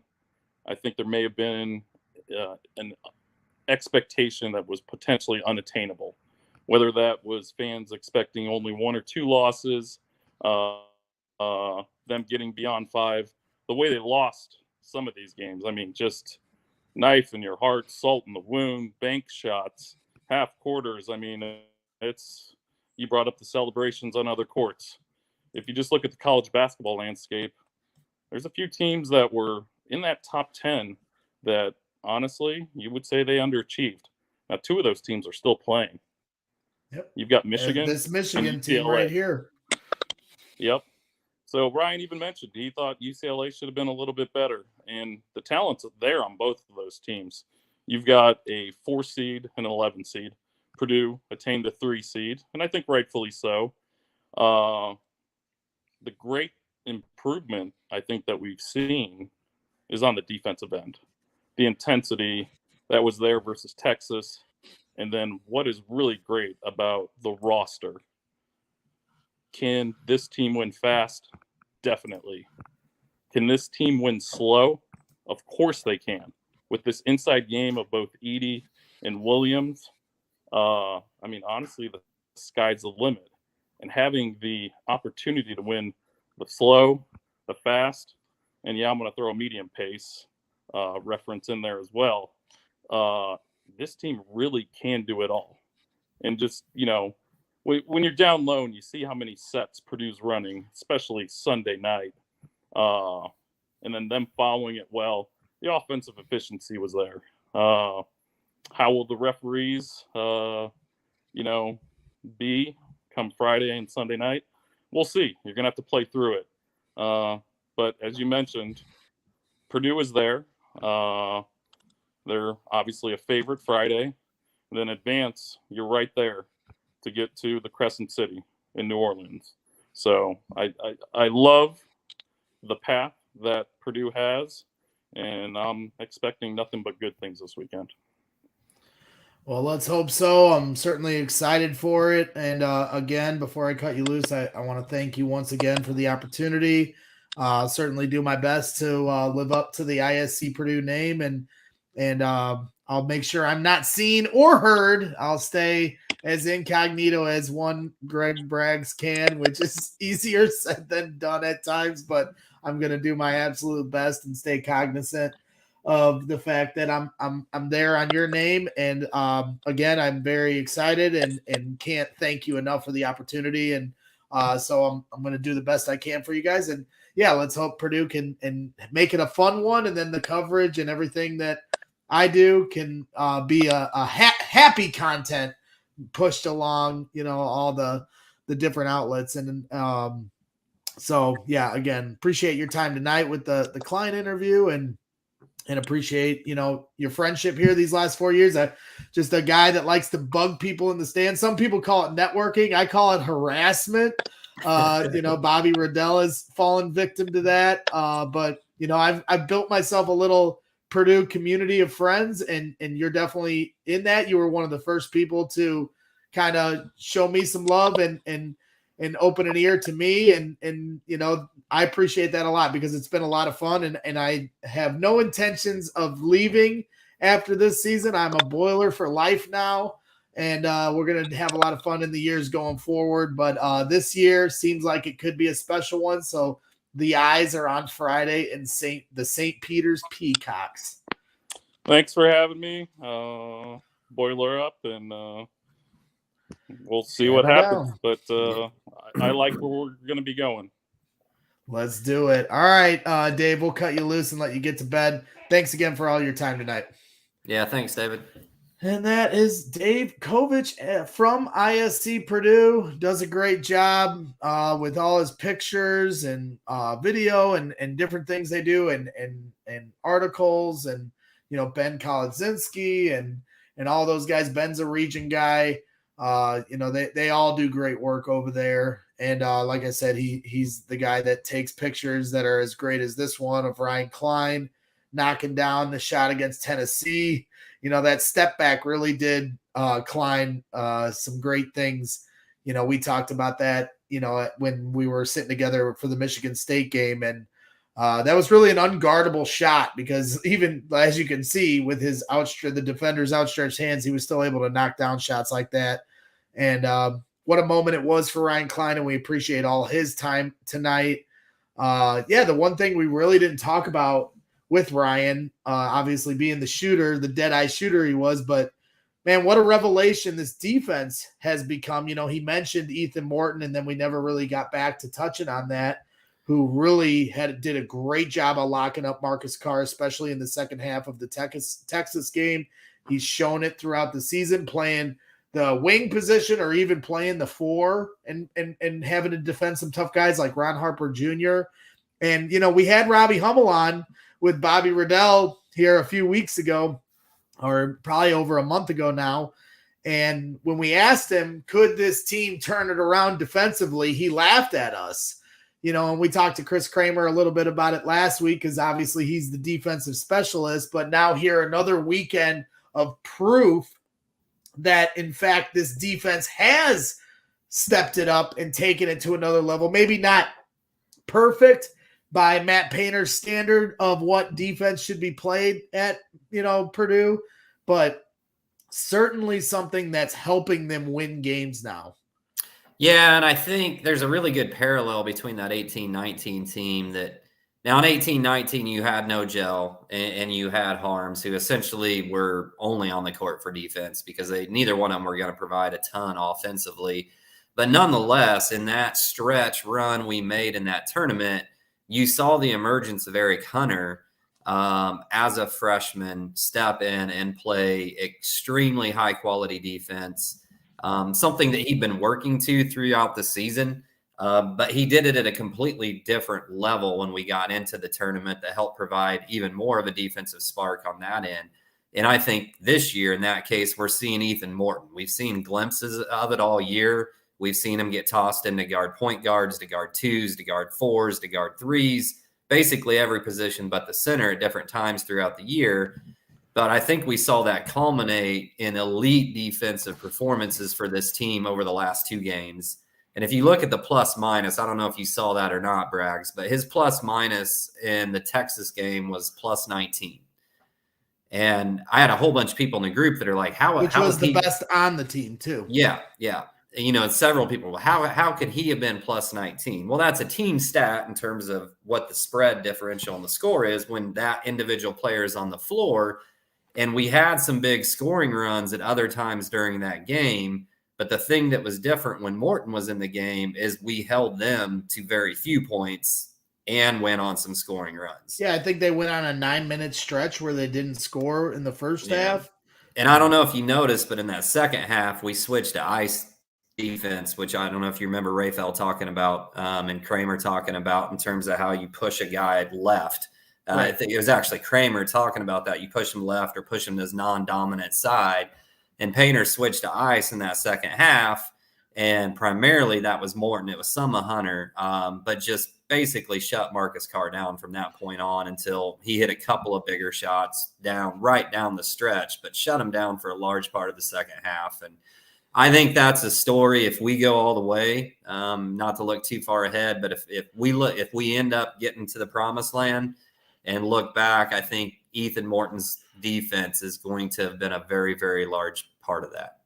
Yeah, that's the thing. I mean, obviously I'm sensitive to Sasha criticism, but I understand why fans want more from him. I mean, when you're trying to win a national championship, you're going to look at every little thing that needs to improve, and that's what equals a national championship. But I think in doing that, sometimes you overlook the other things that you are winning for. I mean, they're winning games right now. I mean, you can maybe throw the Yale game out to an extent, but the Texas game, to a large extent, they won without three-point shooting, albeit, Caleb First and Ethan Morton hit 2 big-time knockdown threes. And obviously the 3 is the separator. For Cline and Carson Edwards' team, the 3 was what carried them just to the end of games. If they can get their three-point shooting going, obviously that could be something that separates them from the table from who they're playing. But Ethan Morton and Eric Hunter's emergence, Eric's here at the halfway point of the season, getting back into the starting lineup, not just obviously contributing from the defensive side, which he's always been known for, but now offensively, Matt Painter talked about how they're running sets for him now on offense, which wasn't something they necessarily were doing. Now, just another thing for the opposing team to worry about. And now you've got Ethan Morton playing with a ton of confidence. And Ethan's one of my favorite players. I've been saying all year, I've been trying to find how he can get more minutes or talking about it at least. I'm not the coach, but, thinking about how much better they could be with the more minutes Ethan Morton plays, because he's just a gamer. You can see it, even in the limited minutes he was playing at the beginning of the year. To me, he's very similar as far as understanding what his responsibilities are as Sasha was. Sasha has been someone that has known what he's supposed to do since, his second year. Maybe that first year he was, treading water to figure it out. But since his redshirt year, he's always known where he's supposed to be on both sides of the court. And that is one of the key reasons why Matt Painter trusts him. And maybe to some of the fans' chagrin, because some say, oh, well, when he's not shooting, he's a liability. I couldn't disagree with that more. And Ethan Morton is no different. Obviously he might be a little better defensively because he's got a little more weight to him. He's got a little more length to him, and played point guard, maybe a little more athleticism to him. But the key is he always is doing what he's supposed to do on both ends. He even talked about it in a presser with Brian Newbert from goldenblack.com. He's not a guy that's going to take chances. He's just going to play solid. And that's what you need, are guys you can trust. And then the game starts to come to you. And you're seeing that now with Ethan Morton, not just on the defensive end, but now on the offensive end, hitting 2 dagger threes, one in the first half to put him up 14, and then one in the second half with 7 minutes to go to put him up 10. A huge shot.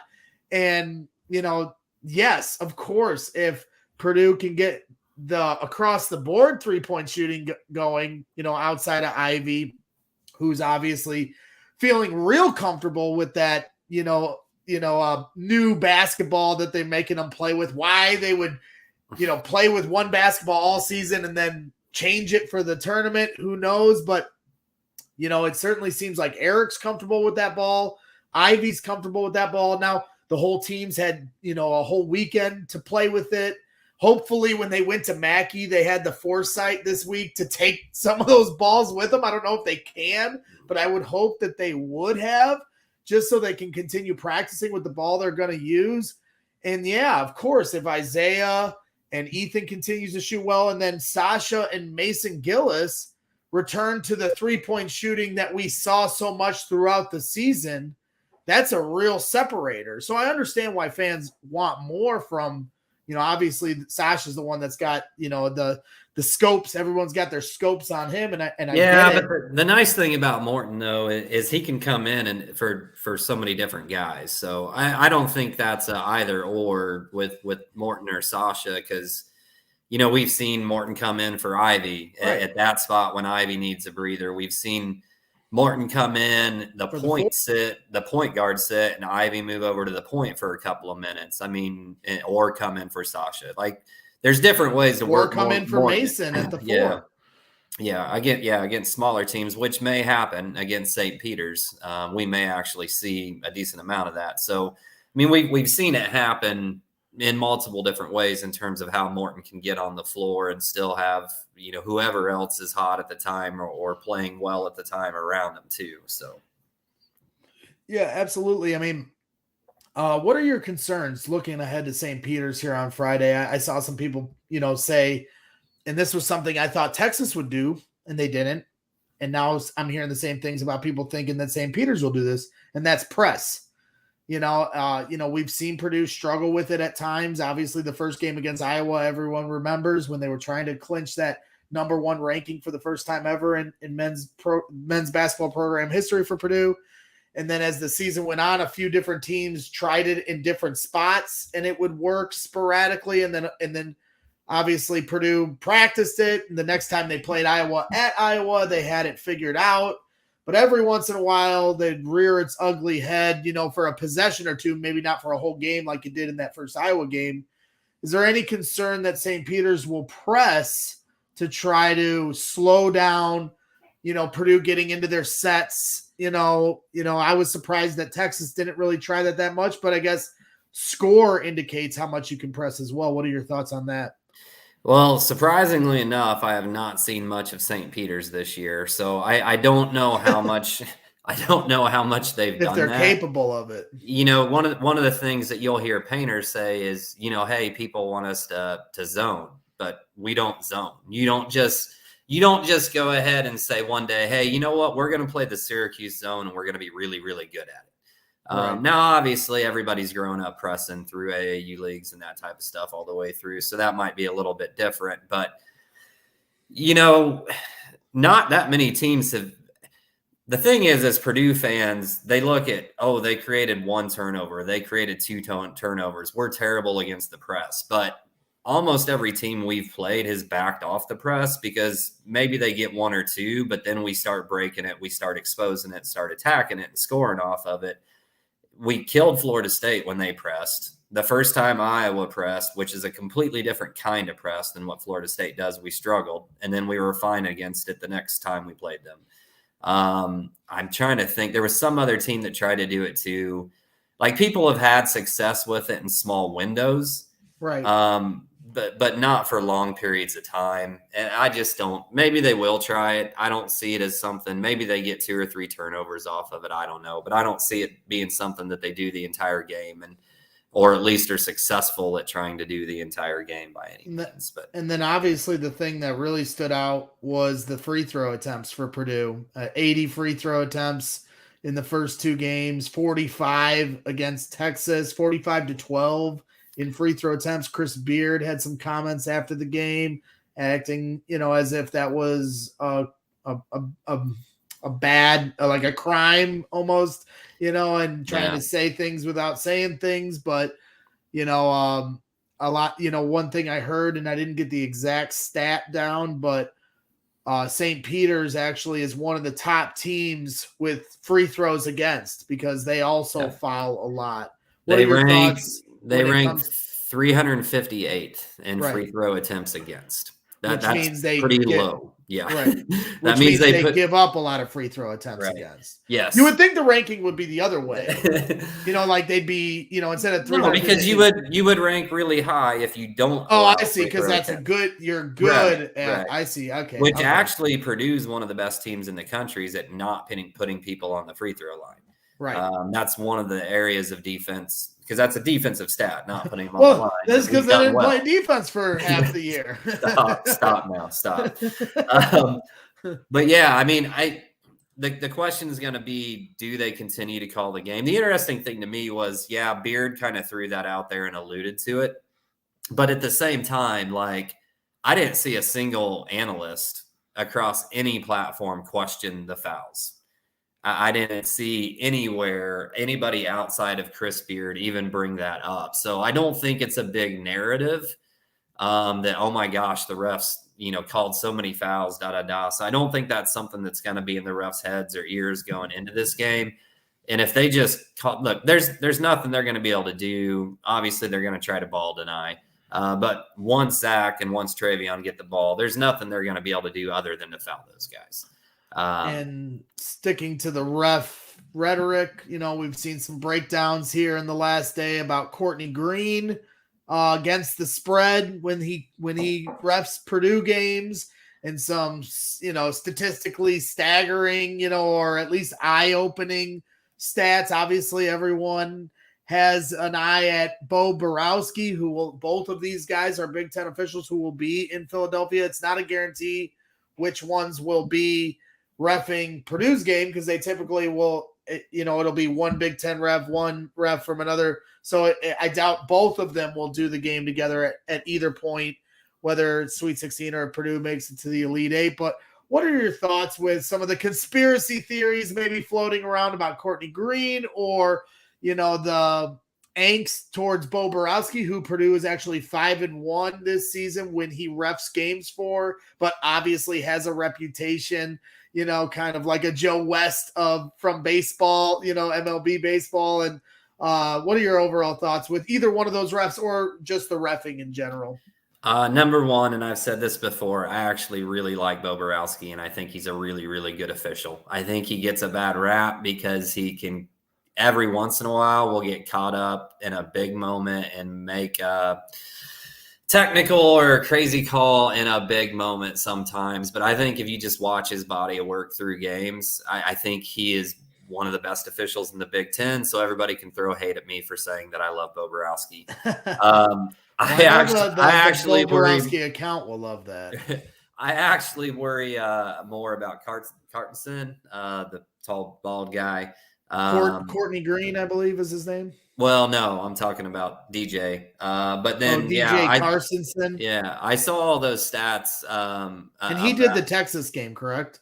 Yeah, which went our way. So, especially from a refereeing standpoint. So early on, he was irritating me, and then I stopped complaining about it. I mean, look, conspiracy theory wise, I don't buy into any of that. I think some referees just have a tendency to officiate big men certain ways. I will say the one thing that's nice is with the NCAA tourney. I know they hold a meeting about points of emphasis on things that need to be called. They really stressed freedom of movement calls with guards cutting and with guards dribbling to the lane, not being able to put hands on them and stop freedom of movement and that type of thing. And they talked about different things in terms of how bigs could be guarded. And you saw it some with Big Ten teams where their bigs went up and tried to body and put arms up against other big men like they'd gotten away with all year in the Big Ten season, and they were getting called left and right for little ticky-tack. What in the Big Ten might be called ticky-tack fouls, in reality, it's the rules of the game and the way it should be played. So I think that's a benefit that they do that at the beginning going into the tourney. They do it in between last weekend and this weekend, and hopefully they're stressing those things that should be called, and those things should hopefully go our way. Yeah, and Purdue's always sending in tape to the refs, to show what they think, how things should be guarded, and then Painter's reminding them before the game or during the game, certain things, and he works the ref, I think, in a good way, the refs in a good way. It certainly, and then the other thing I think Matt Painter pointed out that holds a lot of water is, it's different than Big Ten play where these refs just go to different games and they continue to ref the Big Ten throughout the season. In the tournament, these guys are trying to move on to the next round just as much as the teams are. And by what I mean by that is they're graded each game. Yep. And so if they don't live up to a certain grading scale against their other refs that are still reffing the other Sweet 16 games, they will not ref in the Elite 8 game. So it is, incumbent on them to call the game right, and that's why you'll see maybe a few more reviews than you do at times, and then making sure they get it right because these refs want to ref in the Elite 8. They want to ref in the Final Four. They want to ref in the National Championship. In order to even have an opportunity to get there, they have to have a high grade of however their grading scale goes for refs, and there's people in the stands or on press row that are doing that or watching, on the telecast. So, that's another thing to think about when it comes to how they're calling it. Because, 45-12, I think a lot of Purdue fans were like, well, it's about damn time, And, and we've had big spreads almost all year. Even against Illinois. Illinois fans would complain about how many they were the first to complain about how many more free throws we got. So it's not like this. I mean, and Haslam, Eric Haslam's going to get a mention here because I think the guy's a friggin' genius. And if you read his predictions going into that game, it was Texas fouls all the time. Purdue draws a ton of fouls. There's going to be a huge disparity. And I imagine it's going to say the same thing about St. Peter's going into that. So, I mean, it shouldn't have been a surprise to anybody at all. I did think Chris Beard was pretty effusive in his praise about Purdue and about Painter and all of that before he kind of threw a jab in there about the free throws. But hey, you got to give something to your fan base for an excuse. And my Texas Tech buddies would all say that Beard is really good at excuses. So as far as that goes, but nonetheless. Yeah, Matt Painter slaying the Chris Beard dragon finally with Little Rock, Arkansas. I saw Rafael Davis say he can finally get over the Little Rock loss after that win. I guess some Purdue fans will never get over that loss, but it's certainly exercising some demons.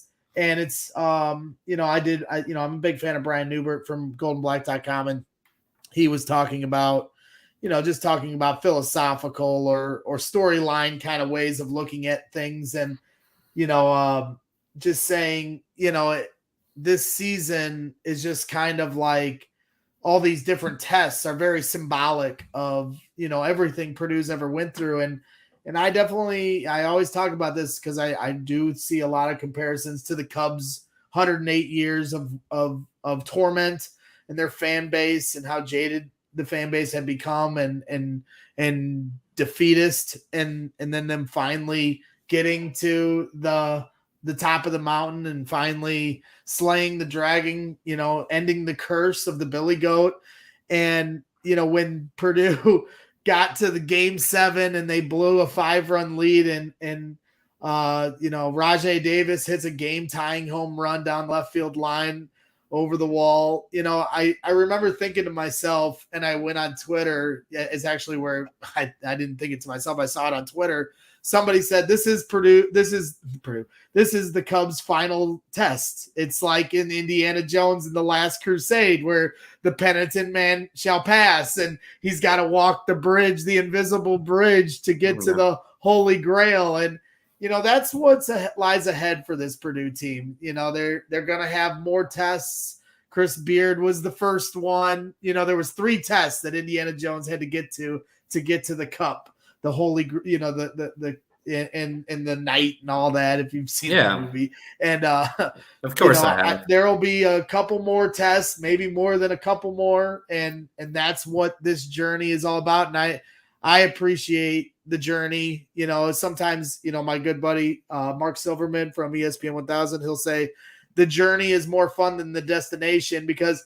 The destination, you're just stressing about it. And then when you finally get to the destination, it's just relief. You think it's like tears of joy, and maybe you will shed a few tears, but it's more of a sense of relief that you didn't blow it when you've been through so many years of futility, that the journey is almost more fun than that, because that's where the adrenaline and all the emotions come out. And then when you finally win it, you can just let go of all the things you've ever been through.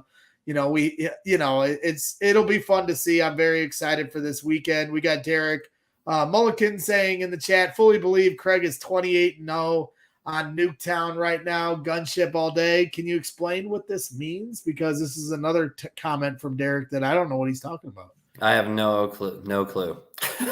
I have no clue either, but I thought it was an interesting comment. So I thought maybe Nuketown was a bar or something. I don't know. I've got zero clue, man. We have another comment in the chat from Jim Anderson saying, in regards to our conversation earlier with Dave about expectations going into this year. And he says, probably the first time we started the season with this high of realistic expectations has come mid-season.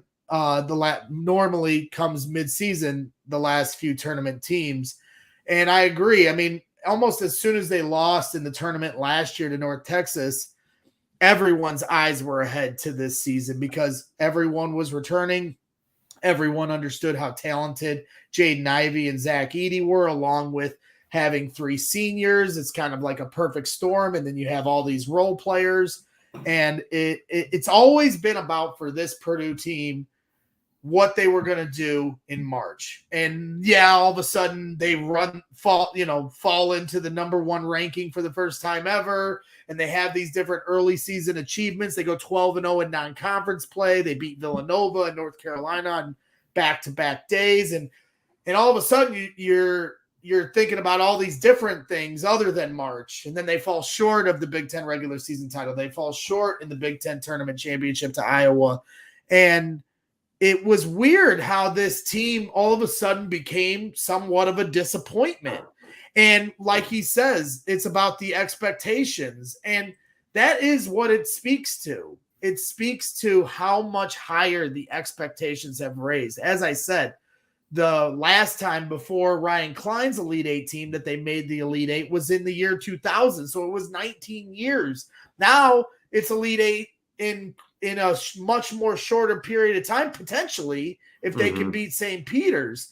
And so the expectation level has raised, and that means you're trying to inch your way into the upper echelon of teams. You've seen the stat that there's only 2 teams in the last 5 tournament seasons that have made the Sweet 16 more than Purdue, that's Gonzaga and Michigan at 5, and then Purdue's been there 4 of the last 5 years. To be in company with Michigan and Gonzaga, Gonzaga obviously gets their free ride to the Sweet 16 every year. If I better stop taking all these shots at Gonzaga because we'll probably end up seeing them in the Final Four. So, if Purdue can get that far, so I better bite my tongue in that regard. Hey, who are the two top ranked teams headed into the season in the Big Ten? Purdue and Michigan. And who's left? Purdue and Michigan.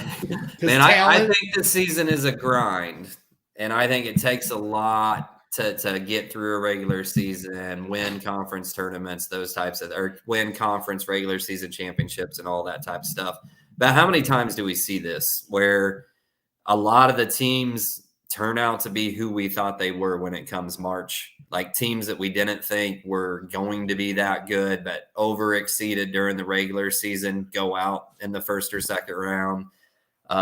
Teams that we thought were going to be really good that maybe underperformed during the regular season, all of a sudden their talent gets them to a Sweet 16 type of thing. We see this every year. It's like the hot team narrative from the conference tournament. We talked about that last week. I'd never buy into that. Law averages says they're going to lose. There's Iowa loss, Virginia Tech loss. Those hot, quote, conference tournament teams, they're basically all gone at this point. Right. I just think there's a lot of narratives that get brought up because they make a nice storyline in March that don't play out on a regular basis. Sure. Kemba Walker obviously being the outlier for UConn. And other than that, more times than not, the tournament champ of your conference tournament normally, doesn't make it as far because then you got to string off like 10 wins in a row as opposed to 6.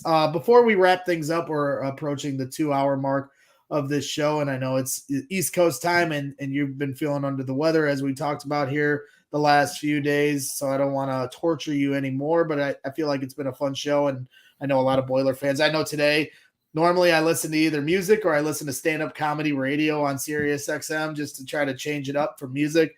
But I was listening to any college basketball podcast I could possibly listen to. I listened to all the Purdue stuff I possibly could while I was laying stone today. And then I listened to some John Rothstein and I was listening to Brian Newbert and everything else. So, and then, obviously our friends across the podcast stream here of Purdue basketball with Gabby and Habitual Boiler doing their thing with Boilers and Brews, I believe is their new podcast name. I got the opportunity to meet them in Milwaukee. They couldn't have been nicer. Really, really fun people. And we support everything they're doing over there. Maybe one day we'll do a crossover show with them, but some notes from I had sent from, for media, you get these notes to know. So I've never had this stuff. So I just thought some of these were cool. So I'll try to rip these off as fast as I can. And then if any stand out to you, Craig, you can make a comment on them. These are the notes to know heading into this weekend and Friday's, matchup versus St. Peter's. Purdue is making its 4th Sweet 16 appearance in the last 5 tournaments. As we said, the 3rd most in the country behind Gonzaga and Michigan, who have 5 in the last 5 tournament years. Obviously the COVID year being the one exempt, obviously nobody went that year. Number 2, Purdue went 19 years between Elite 8 appearances. I obviously did my homework because I talked about some of these. It's attempting to reach its 2nd Elite 8 in the last 3 years. 3, Jaden Ivey has been named an All-American, giving Purdue 4 All-American honors in the last 6 years, the 6th most in the country. Number 4, Purdue owns a 14-7 record against the NCAA tournament field of 68, the most victories of any team in the field. Number 5, Iowa State, Purdue, and Minnesota are the only undefeated teams nationally against non-conference opposition, Purdue being 13-0, Iowa State being 15-0. Number 6, Purdue is one of 5 teams nationally whose only losses this year were to NCAA tournament teams: Gonzaga, Kentucky, Tennessee, and Villanova. Tennessee and Kentucky obviously being eliminated. Number 7, Purdue and Kansas are the only schools in America to have a top 5 seed in each of the last 6 NCAA tournaments. Number 8, Purdue spent the entire season ranked inside the AP top 10 for just the 2nd time in school history, the last time being 1986-87 season. Number 9, Purdue has won 11 more games this season than last year, the third best improvement in school history and the best since 2006 to 2007. They had 13 more wins in those 2-year span. Number 10, Purdue needs one more win for 30, which would tie the school record for victories in a season, the 2017-2018 season being the other year. Number 11, Purdue is 26-0 in games it scores 70 or more points. In games held under 70 points, Purdue is 3-7. Number 12, Matt Painter needs one win to tie Thad Matta for 5th on the NCAA tournament victories list by a Big Ten head coach. And finally, number 13, Jaden Ivey, Travion Williams, and Zach Edey are averaging a combined 43 points per game, accounting for 54% of Purdue's points. The trio has scored in double figures in 16 of their 36 games. Purdue also played St. Peter's in the 2011 NCAA tournament in the first round, defeating the St. Peter's Peacocks 65-43. Juwan Johnson had 16 points and 16 rebounds, and Etuan Moore led them with 19 points for the win. Purdue is 13-0 all-time against the current members of the MAC, including 8-0 under head coach Matt Painter. And Purdue is 2-0 all-time in the NCAA tournament against teams from the MAC. St. Peter's game, March 19th, and then in 2010 versus Siena. So those are some of the notes for the game. Any of those stand out to you, Craig? Well, there were a lot. Yeah, I think my brain's a little foggy as it is right now. I'm still pretty weak and tired.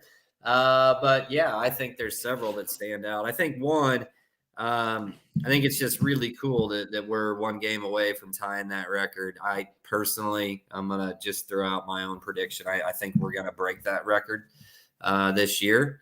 I think that means good things, obviously, for us, but I think that's something that we'll take down.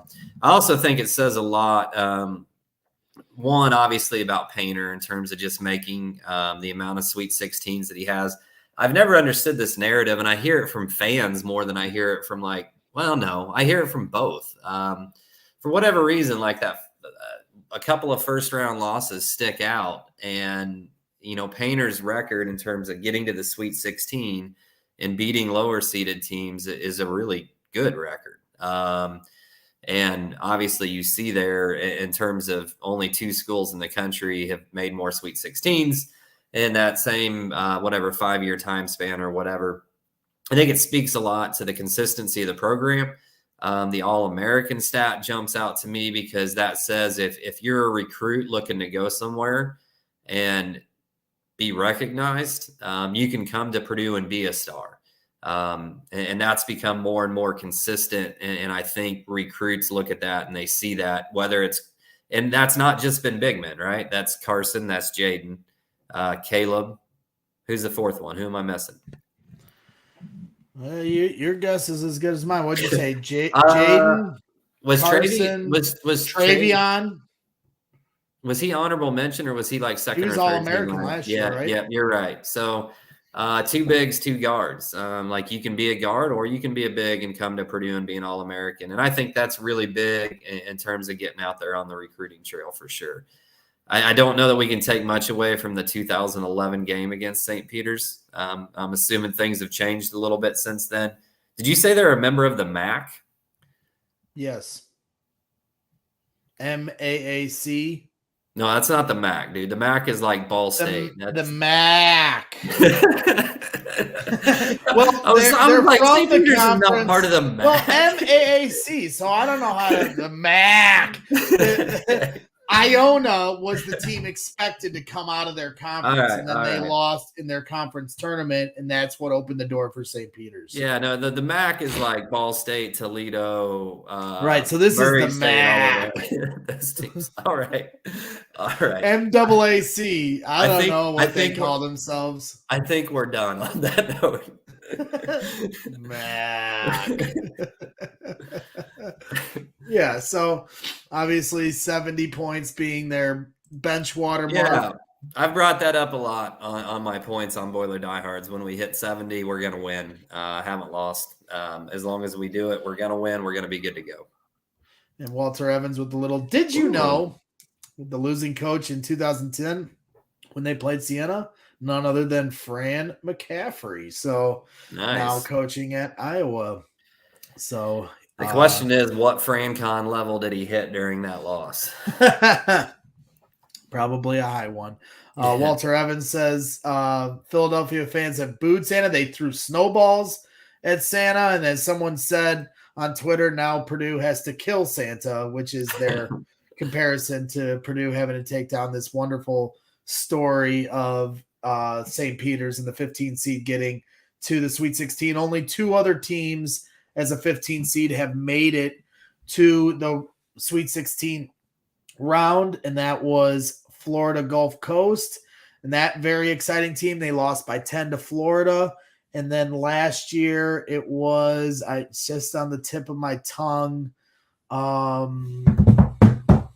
It was just on the tip of my tongue. I was just I'm reeling off all these stats, and then I messed this up. But there was another team last year that got, as a 15 seed, got to the Sweet 16 and lost. Maybe Walter is going to pull another did you know out of his hat before the end of it. Troy Shire, I know I'm butchering his name, but he's a good buddy of mine. From the Collector's Cave, helps out with the Collector's Cave and does different things with us, when we're doing public autograph signings and I'm doing live shows while they're doing public autograph signings at the Collector's Cave. They've got some good things coming along. If you visit www.thecollectorscave.com, they have some White Sox public signings coming up. Obviously I'm a Cub fan, but certainly supporting everything they do every time down the line. And then they're having former White Sox World Series champion Jose Contreras, starting pitcher, and some other guys. So be on the lookout for some of their announcements for public autograph signings, and visit their page at www.thecollectorscave.com for all your sports memorabilia needs. So, I think that about wraps things up for tonight as Ryan's texting. Thank you. I'm going to text him back real quick, even though I can do that after the show. I'll just do that after the show. Kirk's like, yeah, let's fucking go. I need sleep, bro. Any final thoughts, quick final thoughts you want, or are you done with all your thoughts? And I think I've hit on most of them. I'm just really looking forward. I wish I could be there. The experience to go and do what you're going to do, had I got to do that, would have been awesome. But even just to have gone and sit as a fan, I'd already planned to do that. I kind of mentioned to you, maybe this is a little bit of karma, right? This is somebody telling me to save my money for next weekend. The fact that I can't go this weekend. So let's hope that's play out. And if it happens, I will see you all in New Orleans. I love it. And we'll be sleeping in our cars, or we'll have to get a hotel in Texas, because the hotel scene in New Orleans is tough right now with a lot of people booking stuff. And so hopefully we can find our way to some rooms, because I'll be down there as well if they make it that far. No jinxes, but, obviously we feel real good about our Purdue Boilermakers at this point, and feel good about Friday, but they gotta do the damn thing themselves on the court, and then we'll see if they can take down one of the premier blue bloods, whether it be UNC or UCLA, if they're lucky enough to get that far. In college basketball history, sounds like a fun road that Purdue's gonna take here, as long as they can keep surviving and advancing, as they say in the NCAA tournament. So that wraps things up for tonight. I want to thank our guests, obviously our guest co-host, Dave Kovich from Indiana Sports Coverage, Purdue. He does a great job. Make sure you follow him at BLMRK. I always mess up his handle, so here it is at the bottom, at BLRMKR Dave. And then follow at ISC_PU. They do great coverage of all Purdue sports, pictures, videos, they have articles and everything else. Great coverage, and certainly want to thank them again for considering us for doing some coverage for them this weekend. That means a lot to us, and we look forward to a continued relationship with them as the years go forward. Again, I want to thank Ryan Cline, the Deadeye Shooter, and Mr. Sweet 16 of March Madness. You know, he had his moments, so let's hope that there's some more moments in store for these young Boilermakers here come Friday. So again, thank you to Ryan Cline for his second appearance on Brags in the Stands. Have fun sit with him in the stands here the last couple weeks. So thank you again, Craig, for all your time tonight. That wraps things up as per usual. I'll be in Philly, so if you're there, send me a DM, send me a message on Facebook Messenger, and maybe come find me, and I'll be happy to say hi. So without further ado, that will end things for tonight. I'm going to end it with Jaden Ivey hitting a game-winning shot at Mackey, and hopefully we can, you know, bring that kind of energy towards Philadelphia at the Wells Fargo Center for the St. Peter's Peacocks and maybe some more teams along the way. So that wraps things up. Boiler up and hammer down.